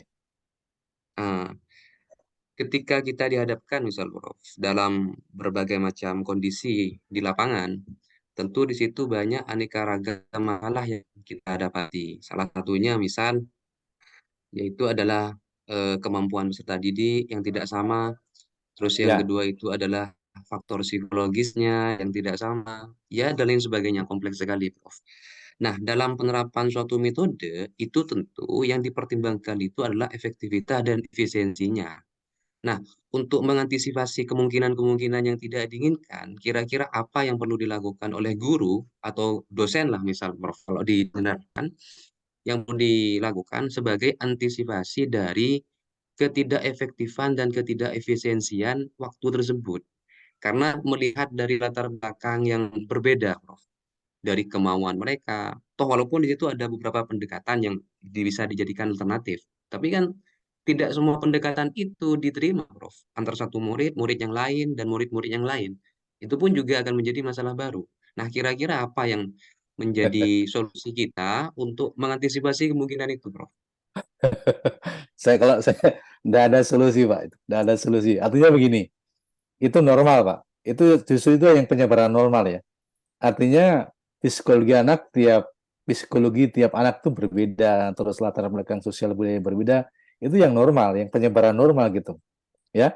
Nanti kalau psikologi semua sama, ya, terus latar belakang anak semua sama, terus Masuk tantangannya di surga semua mana? nanti, Prof, ya. Iya, tantangan kita sebagai guru, sebagai dosen di mana Pak gitu. Saya ya justru di sini Pak tantangannya gitu. Yang mohon maaf Pak, mungkin bukan saya bercanda, tapi memang faktanya begitu Pak. Justru di situlah tantangannya gitu. Ya, Oke, jadi Prof. Pak Urum, saya pikir jangan berkecil hati gitu ya. Jadi memang tantangannya di situ Pak. Penelitian itu memang begitu. Ya, kalau semuanya berjalan sesuai dengan rencana normal-normal saja, wah itu tidak ada tantangan di situ, tidak ada challenge di situ. Ya, mungkin Bapak sekarang banyak bertanya gitu, tapi ini suatu saat ya, Bapak pasti mengerti ya, pasti mengerti. Oh, dulu begini, akhirnya begini ya. Makanya tadi saya bilang, dengan mengerjakan itu kita akan lebih mengerti, Pak. Ya, akan lebih mengerti. Ya mungkin 1 kali Bapak belum mengerti, 2 kali, tapi 3, 4 kali pasti mengerti. Yakin, Pak. Ya, yakin. Memang ya learning by doing is the best. Itu ya. Mungkin saran sederhananya begitu, Pak. Nggih. Mohon maaf Pak Ulum kalau nggak memuaskan jawabannya. Terima Puas, Prof. kasih. Puas. Ya, Puas, ini Prof. motivasi aja Pak ya. Oke. Nggih, monggo. Baik, Pak Ulum, terima kasih. Halo, Sama-sama, apa Pak Wahid. terdengar suara saya? Oke, Pak Wahid. Baik. Kalau saya tadi dengar percakapannya Prof. Wahyudi dengan Pak Ulum ini, sebenarnya Pak Ulum kan menggunakan istilahnya metode elektik. Metode elektik itu metode yang lebih grounded, sesuai dengan kondisi Kondisi. siswa yang dilihat. Jadi metodenya akan berkembang, berevolusi secara otomatis di ruang kelas sesuai dengan kebutuhan peserta didik. Tampaknya arah dari riset ini ke sana. Sebenarnya, Hapunten, mohon izin Prof, di dalam Nggih. kurikulum Merdeka itu sebenarnya sekarang sudah ada yang namanya penelitian pembelajaran berdiferensiasi. Jadi memang guru itu diharapkan sejak sebelum masuk kelas itu sudah melakukan analisis yang namanya analisis diagnostik. Tujuan analisis diagnostik itu untuk mengetahui 2 indikator. Indikator pertama mengetahui kecerdasan, indikator kedua mengetahui gaya belajar siswa. Biasanya itu dilakukan oleh sekolah di tahun akademik pertama. Nah, data-data itu kemudian digunakan oleh guru untuk melakukan pembelajaran yang sifatnya diferensiasi. Nah, ada diferensiasi produk, diferensiasi proses, dan diferensiasi konten. Nah, itu dalam rangka untuk mengantisipasi yang tadi Pak Ulum tadi sampaikan barangkali. Jadi, metode elektik ini hampir sama dengan pembelajaran berdiferensiasi. Jadi, guru idealnya memberikan bahan ajar, materi, dan tugas yang variatif kepada siswa. Khususnya untuk mengakomodir kebutuhan gaya belajar siswa yang itu mungkin salah satu yang ingin dituju oleh Pak Ulum ya kayaknya ya, dari riset ini. Kalau tidak saya salah menangkap. Namanya riset kan selalu adalah mode of interpretation ini, Prof. Jadi ujungnya adalah soal interpretasi sebenarnya nanti pada hari. Ya, terima kasih Pak. Terima kasih Pak Mafait. Ya, memang itu ya yang membedakan antara dosen dengan guru sebenarnya. Kalau guru kan boleh dibilang pekerjaannya itu sangat-sangat ya boleh dibilang apa ya? Ya mempersiapkan diri, memahami karakter siswa, psikologi siswa ya. Itu memang sangat-sangat apa istilahnya? Diperlukan kesabaran ya, ketekunan, terus keikhlasan. Kalau kami yang di dosen ini kan kadang menerima yang barang yang sudah jadi. Tapi kalau dari anak SD, anak TK itu kan guru-guru itu sangat luar biasa, Kesabarannya ya. Ya, kita belajar dari situ ya, situ bagaimana bisa membujuk, bisa mendengarkan dengan sabar, bisa mengarahkan itu sangat luar biasa. Monggo Pak Faid. Terima kasih Pak Yudi. Barangkali saya ingin minta satu dosen lagi, saya akan tunjuk lagi. Tadi saya sebenarnya melihat Pak Sulis, tapi kayaknya beliau sudah keluar ya. Oh enggak, masih ada Pak Sulis. Halo Pak Sulis.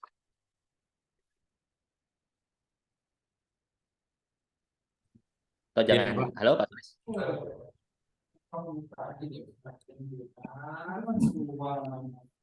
Ya Pak. Oke, wah kebetulan beliau sedang duduk di tempat kerja ini. Jadi mohon ini Pak Sulis meskipun tidak ditunjuk sebelumnya, pengen kesediaannya Pak Sulis untuk mempresentasikan proposal. Jangan, nggak ada jadwalnya saya nih Pak.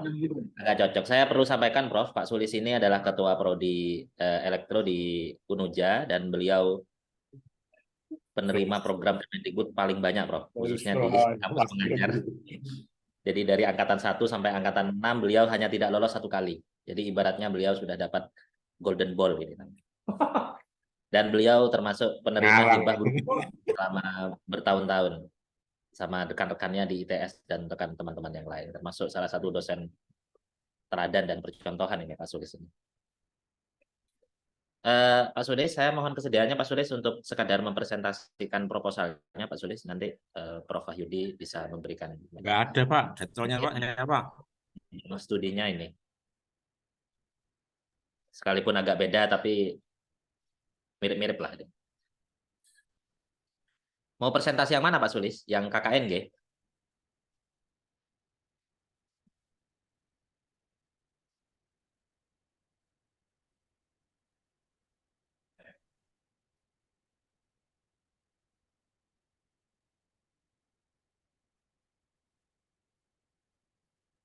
Halo Pak Sulis?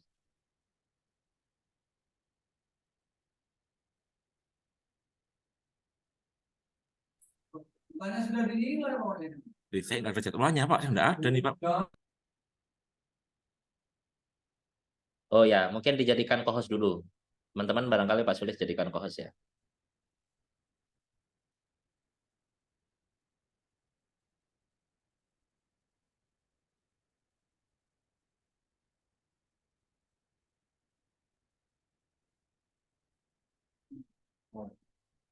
Silakan Pak Sulis, bisa langsung eh, presentasi proposal apa saja. Proposal hibah yang kemarin diperoleh juga nggak apa-apa Pak Sulis.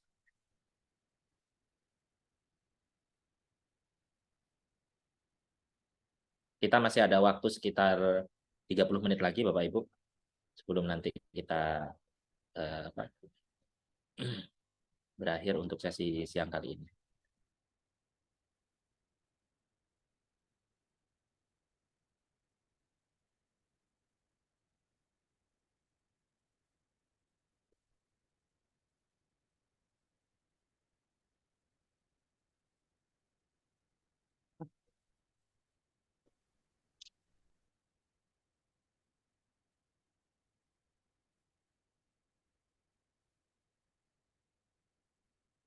No. Halo Pak Sulis, apakah ada?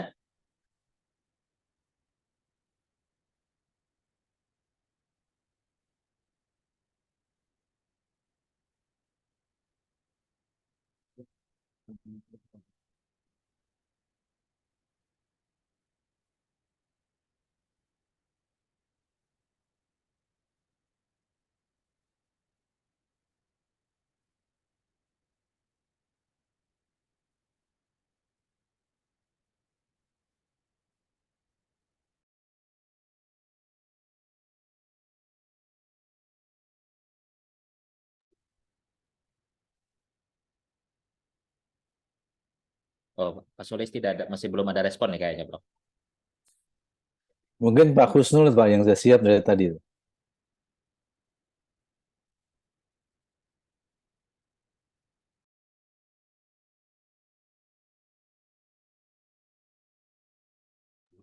Baik, Pak Cus ini kayaknya mulai tadi siap, Bro. Karena kebetulan beliau ada di samping saya ini sekarang. Jadi saya langsung tunjuk. Silakan Pak Dr. Cusnul Muali. Beliau adalah ketua kepala lembaga pengembangan inovasi pembelajaran. Doktor Teknologi Pembelajaran dari Universitas Negeri Malang. Postdoctoral student. Monggo Pak Cus bisa presentasi hasil proposal yang Kemendikbud kemarin atau yang proposal KKN atau apa, silakan. Oh, terima kasih Pak Fawait. Assalamualaikum warahmatullahi wabarakatuh. Selamat siang Pak Wahid. Monggo Pak Cus. Eh, saya chat karena ini mainnya tembakan. Kemarin juga gitu.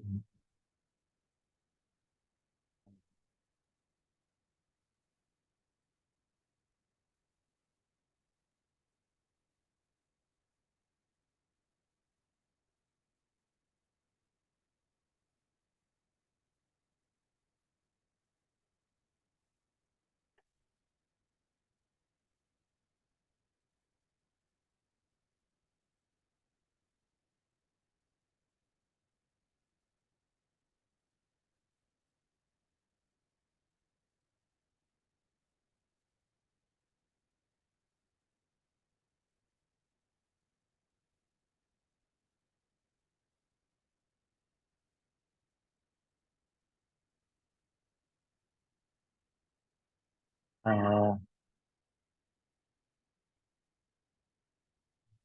disiplin,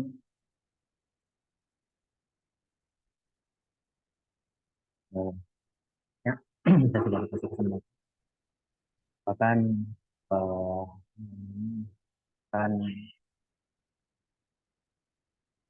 eh, yang substansi besar kemarin sempat kita masukkan. Nah, tadi terima meskipun menurut saya sih terlalu bagus, saya nggak tahu. Eh, Kami mengambil kebetulan self regulatif kan motivasi dan di Kabupaten Probolinggo. Eh, Kaitannya dengan kami sudah melakukan beberapa dari empat variabel yang kita angkat, tiga variabel yang kita angkat, ya, kita empat ya, classroom dan self regulatif. Alasan kami memilih variabel on itu kebutuhan kaitannya dengan metode yang terkini yang menggabungkan antara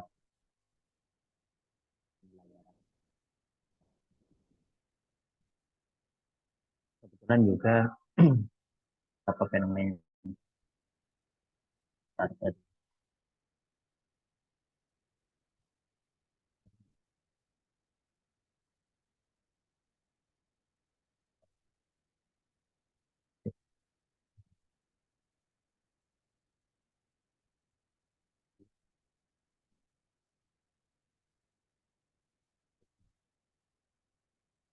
learning terus diperkembangkan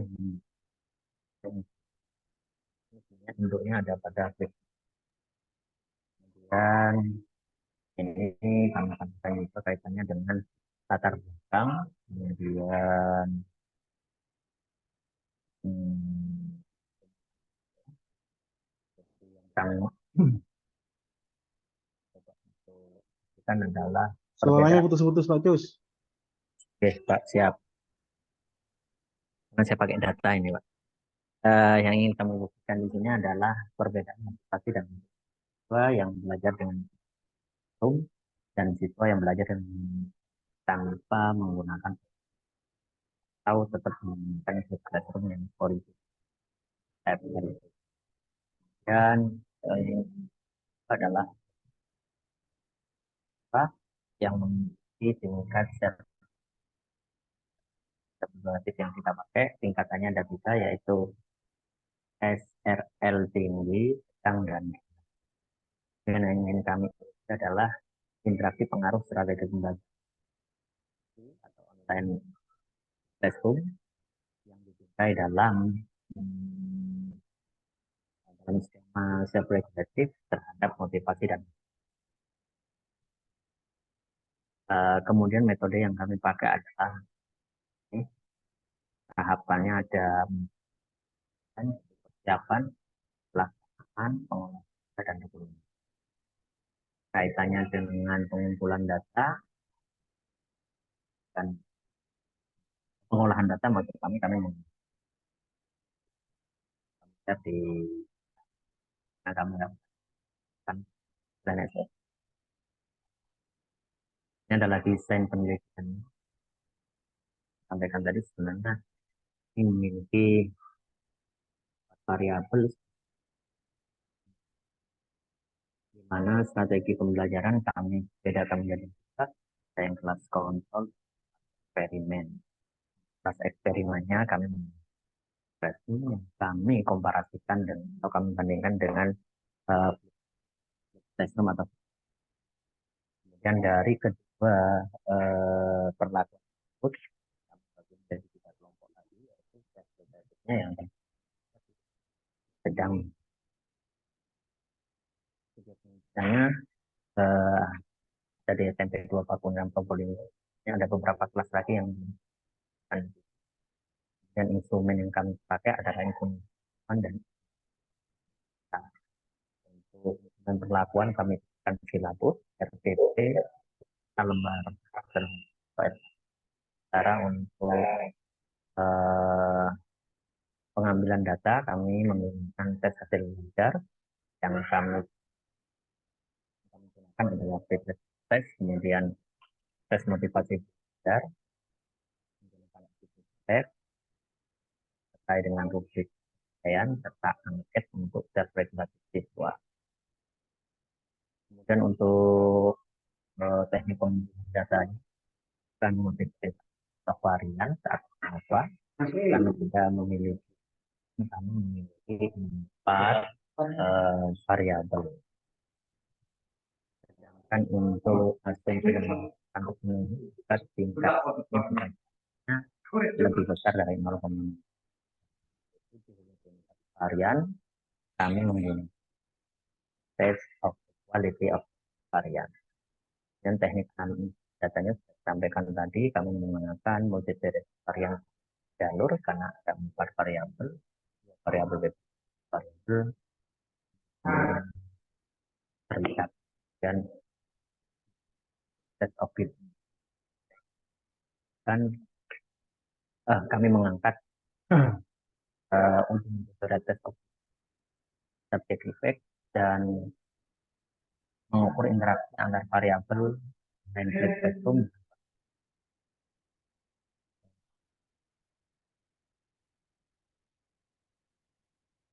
Selain MANOVA, kami juga menggunakan interaksi antara strategi pembelajaran spektrum, masukkan variabel besar, manipulatif, variabel faktor, yang menurut rektor bahwa variabel yang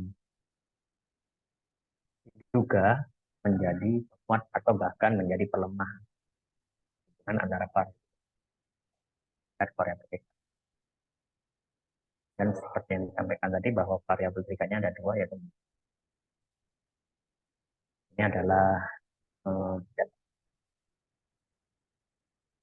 dan perputakannya belum. Mungkin itu saja yang dapat saya sampaikan, Prof. dan Pak. Mohon masukan.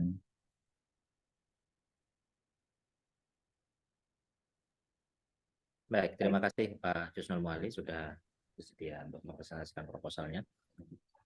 Kebetulan memang yang dipresentasikan oleh Pak Dr. Jusnul Muali ini adalah proposal yang diikutkan hibah di Kemendikbud, dan alhamdulillah beliau salah satu dari sekian banyak dosen yang lolos program hibah Kemendikbud. Jadi memang kualitas proposalnya sudah nggak bisa diragukan lagi. Dia sangat sistematis dan cara artikulasi bahasanya juga lumayan bagus. Barangkali monggo Prof. Wahyudi bisa memberikan komentar singkat terhadap proposal yang disusun oleh Pak Dr. Jusnul Muali. Baik, terima kasih Pak Fawaid. Ya, saya pikir apa yang disiapkan Pak Jus ya sudah sangat baik ya, sangat baik. Ada perlakuan di situ, terus menggunakan rancangan percobaan ya, terus ada 2 metode yang dibandingkan antara flipped classroom dan online ya, online itu. Jadi dua perlakuan ya, 2 perlakuan. Terus ada juga namanya self regulatif ya, untuk meningkatkan motivasi dan hasil belajar. Nah tadi variabel motivasi juga sudah diuraikan di bawah ya. Oke, sampai. Ya, demikian juga dengan variabel hasil belajar. Jadi hasil belajar itu yang dievaluasi apa saja, termasuk menggunakan rubrik tadi, ya. Jadi mungkin teman-teman bisa belajar ya, atau bisa share pengalaman dengan Pak Jus ya, bagaimana mempersiapkan proposal yang ya, yang intinya reviewer itu tidak berpikir panjang, tidak banyak bertanya, terus langsung memberikan nilai katakanlah ya sesuai dengan yang kita harapkan gitu ya. Karena itu memang tugasnya reviewer untuk memberikan nilai, tapi kita harus membantu ya, membantu reviewer itu untuk tidak berpikir atau mencari-cari lagi gitu ya. Nah itu yang saya pikir Pak Pak Jus sudah mengantisipasinya ya dengan mempersiapkan proposal yang begitu rapi ya, terus mudah dipahami dan juga langsung mendapatkan katakanlah dari judulnya memang saya bisa menangkap apa yang akan dilakukan, nanti hasilnya bagaimana, dan katakanlah kontribusi penelitian ini untuk katakanlah pembelajaran ya di Kabupaten Probolinggo itu seperti apa ya, itu kayaknya kita bisa guess dari situ ya. Mungkin saran saja aja, jadi nanti setelah ini kan pasti ada hibah lain yang kelanjutan dari penelitian ini gitu. Nah, mungkin Pak Jus nanti dalam membuat laporan atau merancang output ataupun keluaran wajib maupun keluaran tambahan ya, itu mungkin ya diperhitungkan dengan cermat sehingga akan menjadi poin lebih untuk mengusulkan grant ataupun pendanaan berikutnya. Mungkin itu aja Pak sarannya. Terima kasih, Prof. Oke, sama-sama. Baik, terima kasih Prof. Wahyudi dan terima kasih juga kepada Pak Dr. Jusman Maulid sudah mempresentasikan. Saya ini masih tinggal sekitar 20 menit lagi, Prof. Saya pikir yang hadir juga semakin sore semakin tambah sedikit umatnya, Prof. Nah, energinya juga agak terkuras, Prof. Memang ya, satu hari 2 sesi itu memang menguras dan juga mungkin teman-teman kan juga banyak kesibukan di sana ya. Apalagi ini kan peralihan semester ya. Betul. Di kegiatannya agak padat. Gasal ya. Karena kami juga tadi pagi itu ada ujian tesis untuk mahasiswa yang sudah istilahnya, kalau kita orang Papua bilang sudah mau tenggelam, sudah tinggal batang leher gitu. Lulus karena syafaat berarti. Ya, tapi kan sebagai pendidik kan kita nggak bisa istilahnya melepas saja gitu, artinya diputus gitu aja kan ya. Mereka sudah berkorban waktu, tenaga, terus juga menjadi harapan orang tua ataupun keluarga, anak-anak, kan kita juga punya rasa rasa empati jadi ya sudahlah, kita ini aja, kita win-win solution ya, yang penting tidak melanggar norma-norma ataupun aturan-aturan yang ada kan, prinsipnya gitu ya. Oke, monggo Pak Wafid. Oke, terima kasih Prof. Saya ingin bertanya sekali Prof terkait dengan penelitian. Masih mengisi waktu ini Prof sampai kita selesai. Di dalam penulisan proposal penelitian itu kan biasanya ada tim komite reviewer Prof, yang melakukan penilaian terhadap substansi proposal. Biasanya komite ini memang kalau di dalam beberapa perguruan tinggi atau di kementerian yang melaksanakan hibah selalu punya standar-standar yang penting lah untuk dijadikan dasar untuk menilai apakah sebuah proposal itu baik atau tidak. Dan memang standar-standar tersebut memang rata-rata teman-teman dosen itu sudah paham, tahu dan bisa dipahami.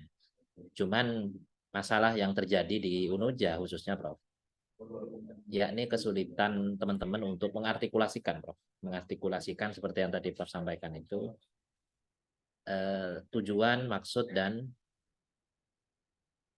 hasil akhir dari penelitian tersebut. Jadi memang kita problemnya itu bahasa kasarnya atau singkatnya itu muter-muter Prof, muter-muter di dalam penelitian. Dan ada sebuah beban yang mungkin dirasakan secara psikologis oleh teman-teman dosen karena keinginan untuk menampilkan penelitiannya itu berbobot, itu kemudian digunakan istilah-istilah asing, membahasa Inggris kan, ya fenomena ke sana yang sebenarnya mungkin istilah-istilah tersebut tidak biasa ada di dalam pendidikan contoh misalnya. Nah, yang sering kami temui di beberapa tulisan artikel jurnalnya teman-teman ya, yang fenomena yang kami alami, yang kolaborasi dengan dosen, Prof. Banyak yang membuat judulnya itu menjadi menarik antara lain dengan mengutak-atik istilah-istilah asing di dalam judul, sehingga terkesan ini adalah sebuah judul yang bombastis dan unik. Ya, kalau yang tadi disampaikan Pak Cus itu kan memang flip classroom itu memang konsep di dalam pembelajaran itu adalah sebuah ini. Tetapi ada beberapa yang memang misalnya contoh untuk menghasilkan good product. Sebenarnya kan produk berkualitas atau produk yang apa istilahnya ya, atau menghasilkan produk yang berdaya saing misalnya. Itu kan suatu hal yang menarik juga. Jadi, tetapi agar kemasannya itu baik, kita banyak yang membuatnya menjadi bahasa Inggris. Saya menemukan itu dalam beberapa artikel jurnal yang ditulis oleh teman-teman mahasiswa memang, dan memang kesannya sekarang bahasa asing menjadi satu tren tersendiri. Di beberapa jurnal ilmiah memang bahasa Inggris itu selalu digunakan lah untuk memperlihatkan bahwa ada standar internasional yang dipakai. Cuma ketika dibaca memang kesan yang saya alami sependek pengetahuan saya memang nggak terlalu mendalam, Prof. Artinya banyak permainan-permainan istilah gitu, tetapi ya berputar-putar, dan ya yang saya yakin Prof. Wahyudi mengerti apa yang saya maksud dengan berputar-putar ini. Jadi bingung ini arahnya mau kemana dan maksudnya apa begitu. Jadi berputar-putar, terbebani dengan berbagai macam istilah-istilah teoritik yang sangat banyak, sehingga tujuannya yang sebenarnya simpel itu menjadi rumit, dan bukan hanya teman-teman dosen saya pikir dan mahasiswa, bahkan saya pun seringkali juga merasakan hal yang sama, Prof. Terkait. Nah, bagaimana pengalaman Prof. Wahyudi mengatasi masalah-masalah seperti ini, Prof? Ini problem di lapangan banyak hal-hal semacam itu. Terima kasih, Prof. Oke, sama-sama Pak. Ya, ini memang gampang-gampang susah ya. Tapi memang salah satu hal yang dari pengalaman saya ya, itu memang intinya kita harus bangga dengan diri kita sendiri gitu. Kita harus bangga dengan diri kita sendiri. Kita juga percaya dengan diri kita sendiri, kemampuan kita. Terus ya apakah nanti menggunakan katakanlah beberapa istilah dalam bahasa asing itu kalau kita menggunakannya secara tepat itu ya saya pikir tidak masalah gitu. Tapi kalau yang tadi, kalau yang Pak Fawaid sampaikan bahwa ada teman-teman yang menjelaskannya itu muter gitu ya. Nah itu biasanya kalau orang yang muter-muter itu biasanya mempersulit diri sendiri gitu. Mempersulit diri sendiri. Karena ini tentang pola pikir ya, pola berpikir jadi. Jadi ada hal-hal yang mudah dibuat sulit gitu. Nah ini juga kadang-kadang saya memberikan nasihat kepada teman-teman ya, terutama di Unipas ini ya. Saya bilang kamu tuh nggak usah melihat terlalu jauh ya. Apa yang ada di depan kamu itu yang kamu kerjakan, itu yang kamu garap kayak gitu. Jadi kamu nggak usah lihat yang jauh-jauh gitu, karena yang jauh itu belum tentu kamu bisa meraihnya. Tapi kalau kita mengerjakan apa yang ada di depan kita ya dengan serius, dengan itu pasti ada jalan gitu. Dan biasanya yang kita kerjakan dengan kepercayaan diri, dengan kemandirian kita, dengan ketulusan kita, ya itu akan menghasilkan sesuatu yang memang nanti akan menimbulkan kebanggaan gitu. Karena memang kita tidak tergantung sama orang lain. Jadi intinya memang itu Pak. Jadi biasa kerja sendiri, percaya diri, ya. Kalau nanti masa itu ditolak tuh, aduh, itu sudah biasa lah, sudah biasa. Kalau ditolak 1 kali, 2 kali itu memang kalau dosen apalagi peneliti itu udah makanya Pak Cusnu sudah ketawa-ketawa karena macam saya itu juga lebih banyak ditolaknya Pak. Makanya intinya kita harus kreatif ya, kreatif, percaya diri, itulah. Dan kita jangan terlalu silo ya, jangan terlalu silo atau terlalu hijau melihat orang lain. Jangan terlalu silo atau hijau melihat orang lain. ya, karena ya orang lain tuh hijau kayak gitu tuh belum tentu dia kerja sendiri loh Pak, belum tentu dia kerja sendiri, ya. Memang kelihatannya dia hebat tapi belum tentu dia kayak gitu tuh hasil dirinya sendiri, ya. Belum tentu hasil dirinya sendiri. Jadi ya kalau saya nasihatnya kepada teman-teman yang muda-muda itu, kerjakan apa yang kamu kerjakan. Apalagi gini, biasanya ya mungkin kondisi Unuja dengan kondisi Unipa ya, tempat saya itu mungkin katakanlah sama ya, PTN atau PTS kecil gitu yang baru berkembang. Terus kita mungkin kuliah ambil S3 di luar negeri yang notabene menggunakan semua peralatan ataupun penelitian canggih-canggih kayak gitu. Nah, harapannya kan setelah balik itu kan apa yang kita dapatkan di luar negeri itu kan bisa kita kerjakan di sekolah atau PTN atau kantor kita gitu. Tapi kan faktanya bukan gitu, Pak. Faktanya bukan gitu. Makanya saya pernah dinasihati sama senior saya. Beliau udah pensiun itu. Jadi kalau saudara katakanlah belajar dari luar negeri balik itu, yang berubah itu Anda, bukan universitas Anda yang berubah gitu. Jadi Anda yang menyesuaikan dengan itu, bukan universitas menyesuaikan dengan Anda gitu.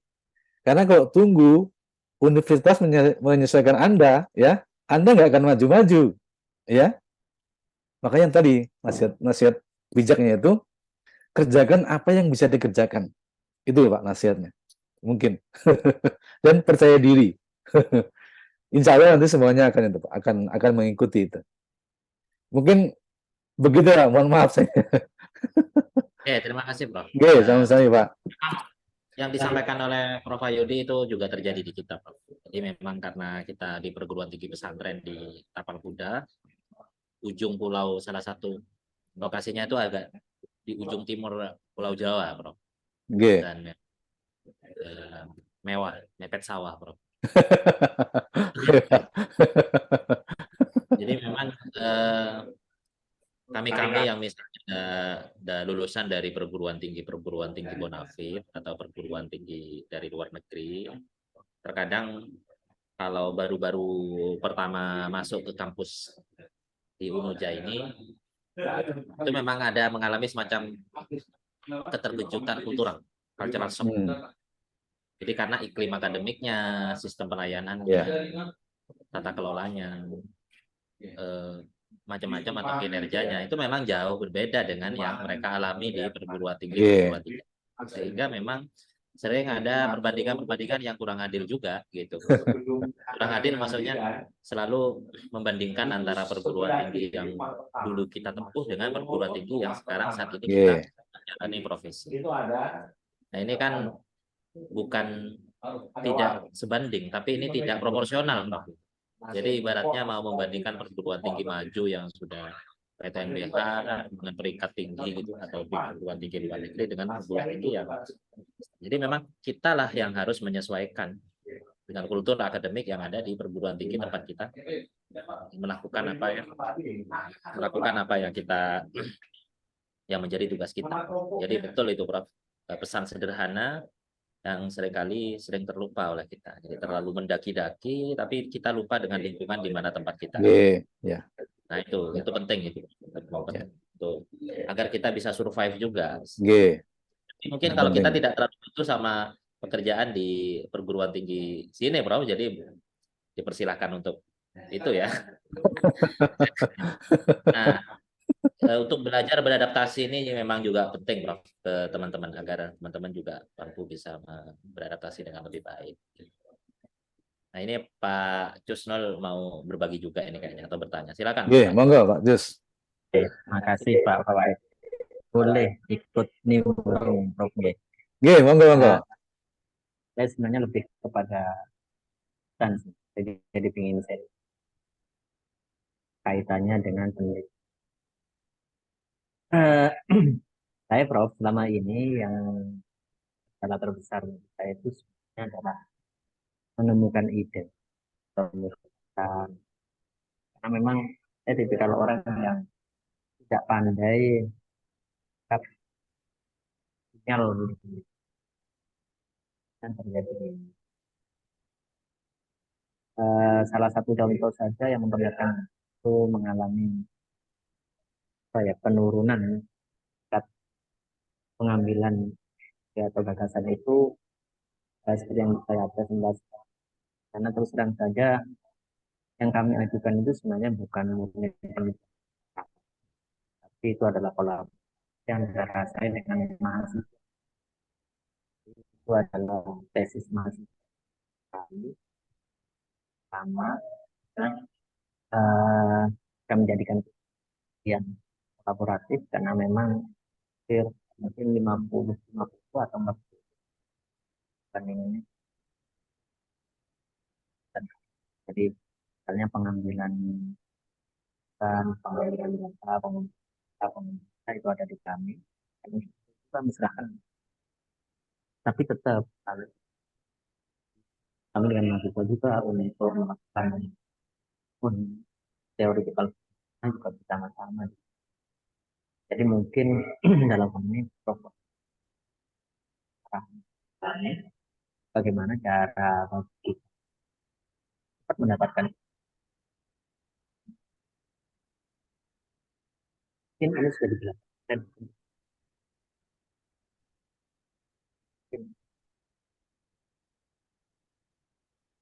Cara kita tiba-tiba mendapatkan ide ini bisa nih kita teliti itu.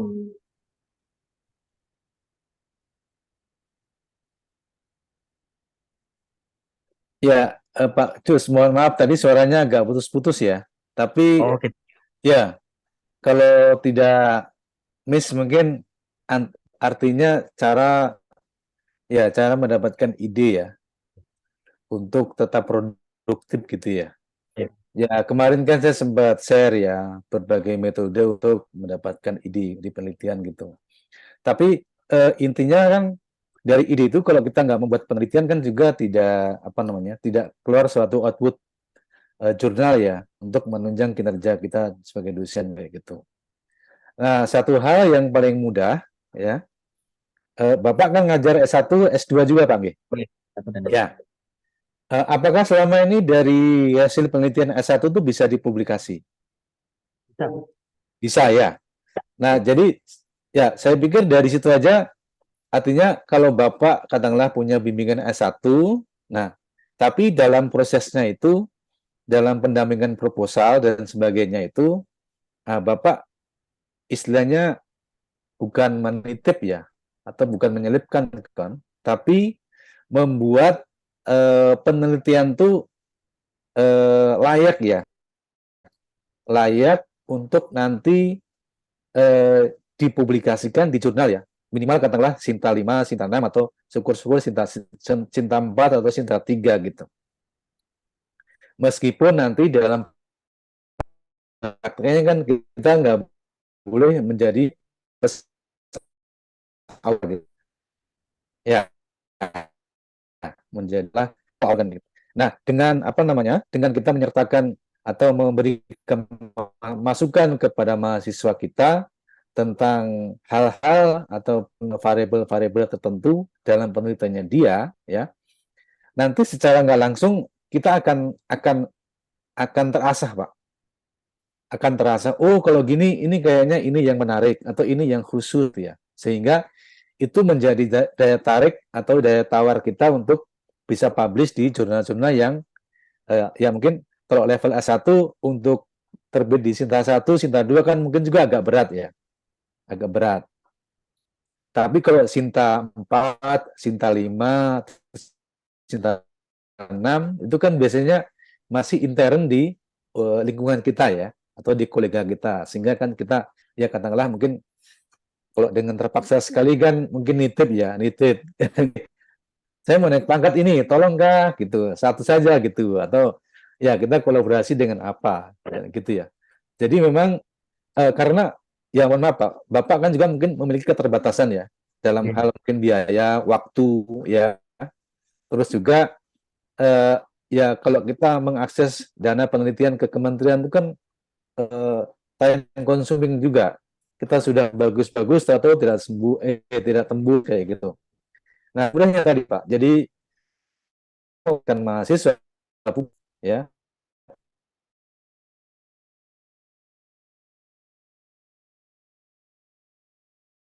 kita nitip publikasinya, kita sebagai co-author ataupun corresponding author. Nah, dengan situ nanti skill kita akan terasa, Pak. Akan terasa. Jadi kalau mahasiswa S2 katakanlah, kamu tambahkan ini nanti biar katakanlah hasil penelitian kamu nanti lebih bagus sehingga kita gampang untuk publish-nya gitu. Jadi itu yang selama ini saya lakukan, Pak. Jadi ya bukannya kita mendompleng ya, tapi memang kita juga berkontribusi terhadap skripsi ataupun tesis dari mahasiswa bimbingan kita ya. Nah, nanti seandainya katakanlah diperlukan persyaratan khusus yang kita sebagai first author itu, ya memang kita harus merencanakan ya, ya bisa juga dengan menggabungkan beberapa ide-ide yang tadi kita berikan atau kita sarankan kepada mahasiswa tadi untuk katakanlah kita membuat satu penelitian baru kayak gitu. Jadi mungkin itu Pak best practice-nya dari dari segala keterbatasan yang kita miliki begitu. Nggih. Terus Pak Sus, nggih. Nggih, sami-sami monggo. Baik, terima kasih Pak Jus dan Prof. Wahyudi atas dialognya. Kita sudah sampai ini Prof ke waktunya sampai sudah jam 3 saya pikir. Kurang 1 menit. Pak. Nah, kali teman-teman ada lagi yang ingin bertanya atau urung pendapat, kami buka satu termin dulu, satu pertanyaan saja. Atau sudah cukup nggih? Kayaknya sudah membiru semua ini Prof aja wajahnya Prof. Banyak yang gelap ya. Mohon dimaklumi Prof, memang kami untuk mendorong juga agak setengah mati juga. Bahkan untuk mendorong diri kami sendiri agar aktif di semua kegiatan memang agak setengah mati nih Prof. Jadi mohon bisa dimaklumi. Ya sama Pak, kami juga begitu. Ya. Oke. Baik, Prof Wahyudi, teman-teman sekalian, kita sudah sampai di akhir sesi kegiatan daring pada hari ini. Saya terima kasih sudah bergabung dalam 2 jam. Kita akan kembali lagi Salam besok Pak. Materi dan presentasi juga. Semoga teman-teman sekalian sehat semua. Prof Wahyudi juga bisa tetap sehat. Amin. Sampai pelaksana data sharing ini selesai. Amin. Demikian dari saya selaku pemandu kegiatan. Jika ada kekeliruan kata, saya pribadi mohon maaf. Dari teman-teman juga mohon maaf. Kurang lebihnya wallahul muwaffiq lakum bishawab. Wassalamualaikum warahmatullahi wabarakatuh. Wassalamualaikum warahmatullahi wabarakatuh. Waalaikumsalam. Terima kasih Bapak Ibu sekalian. Saya izin leave. Terima kasih Pak. Sami-sami. Assalamualaikum. Waalaikumsalam. Waalaikumsalam. Terima kasih Pak Yasin. Pak Ain. Banyak.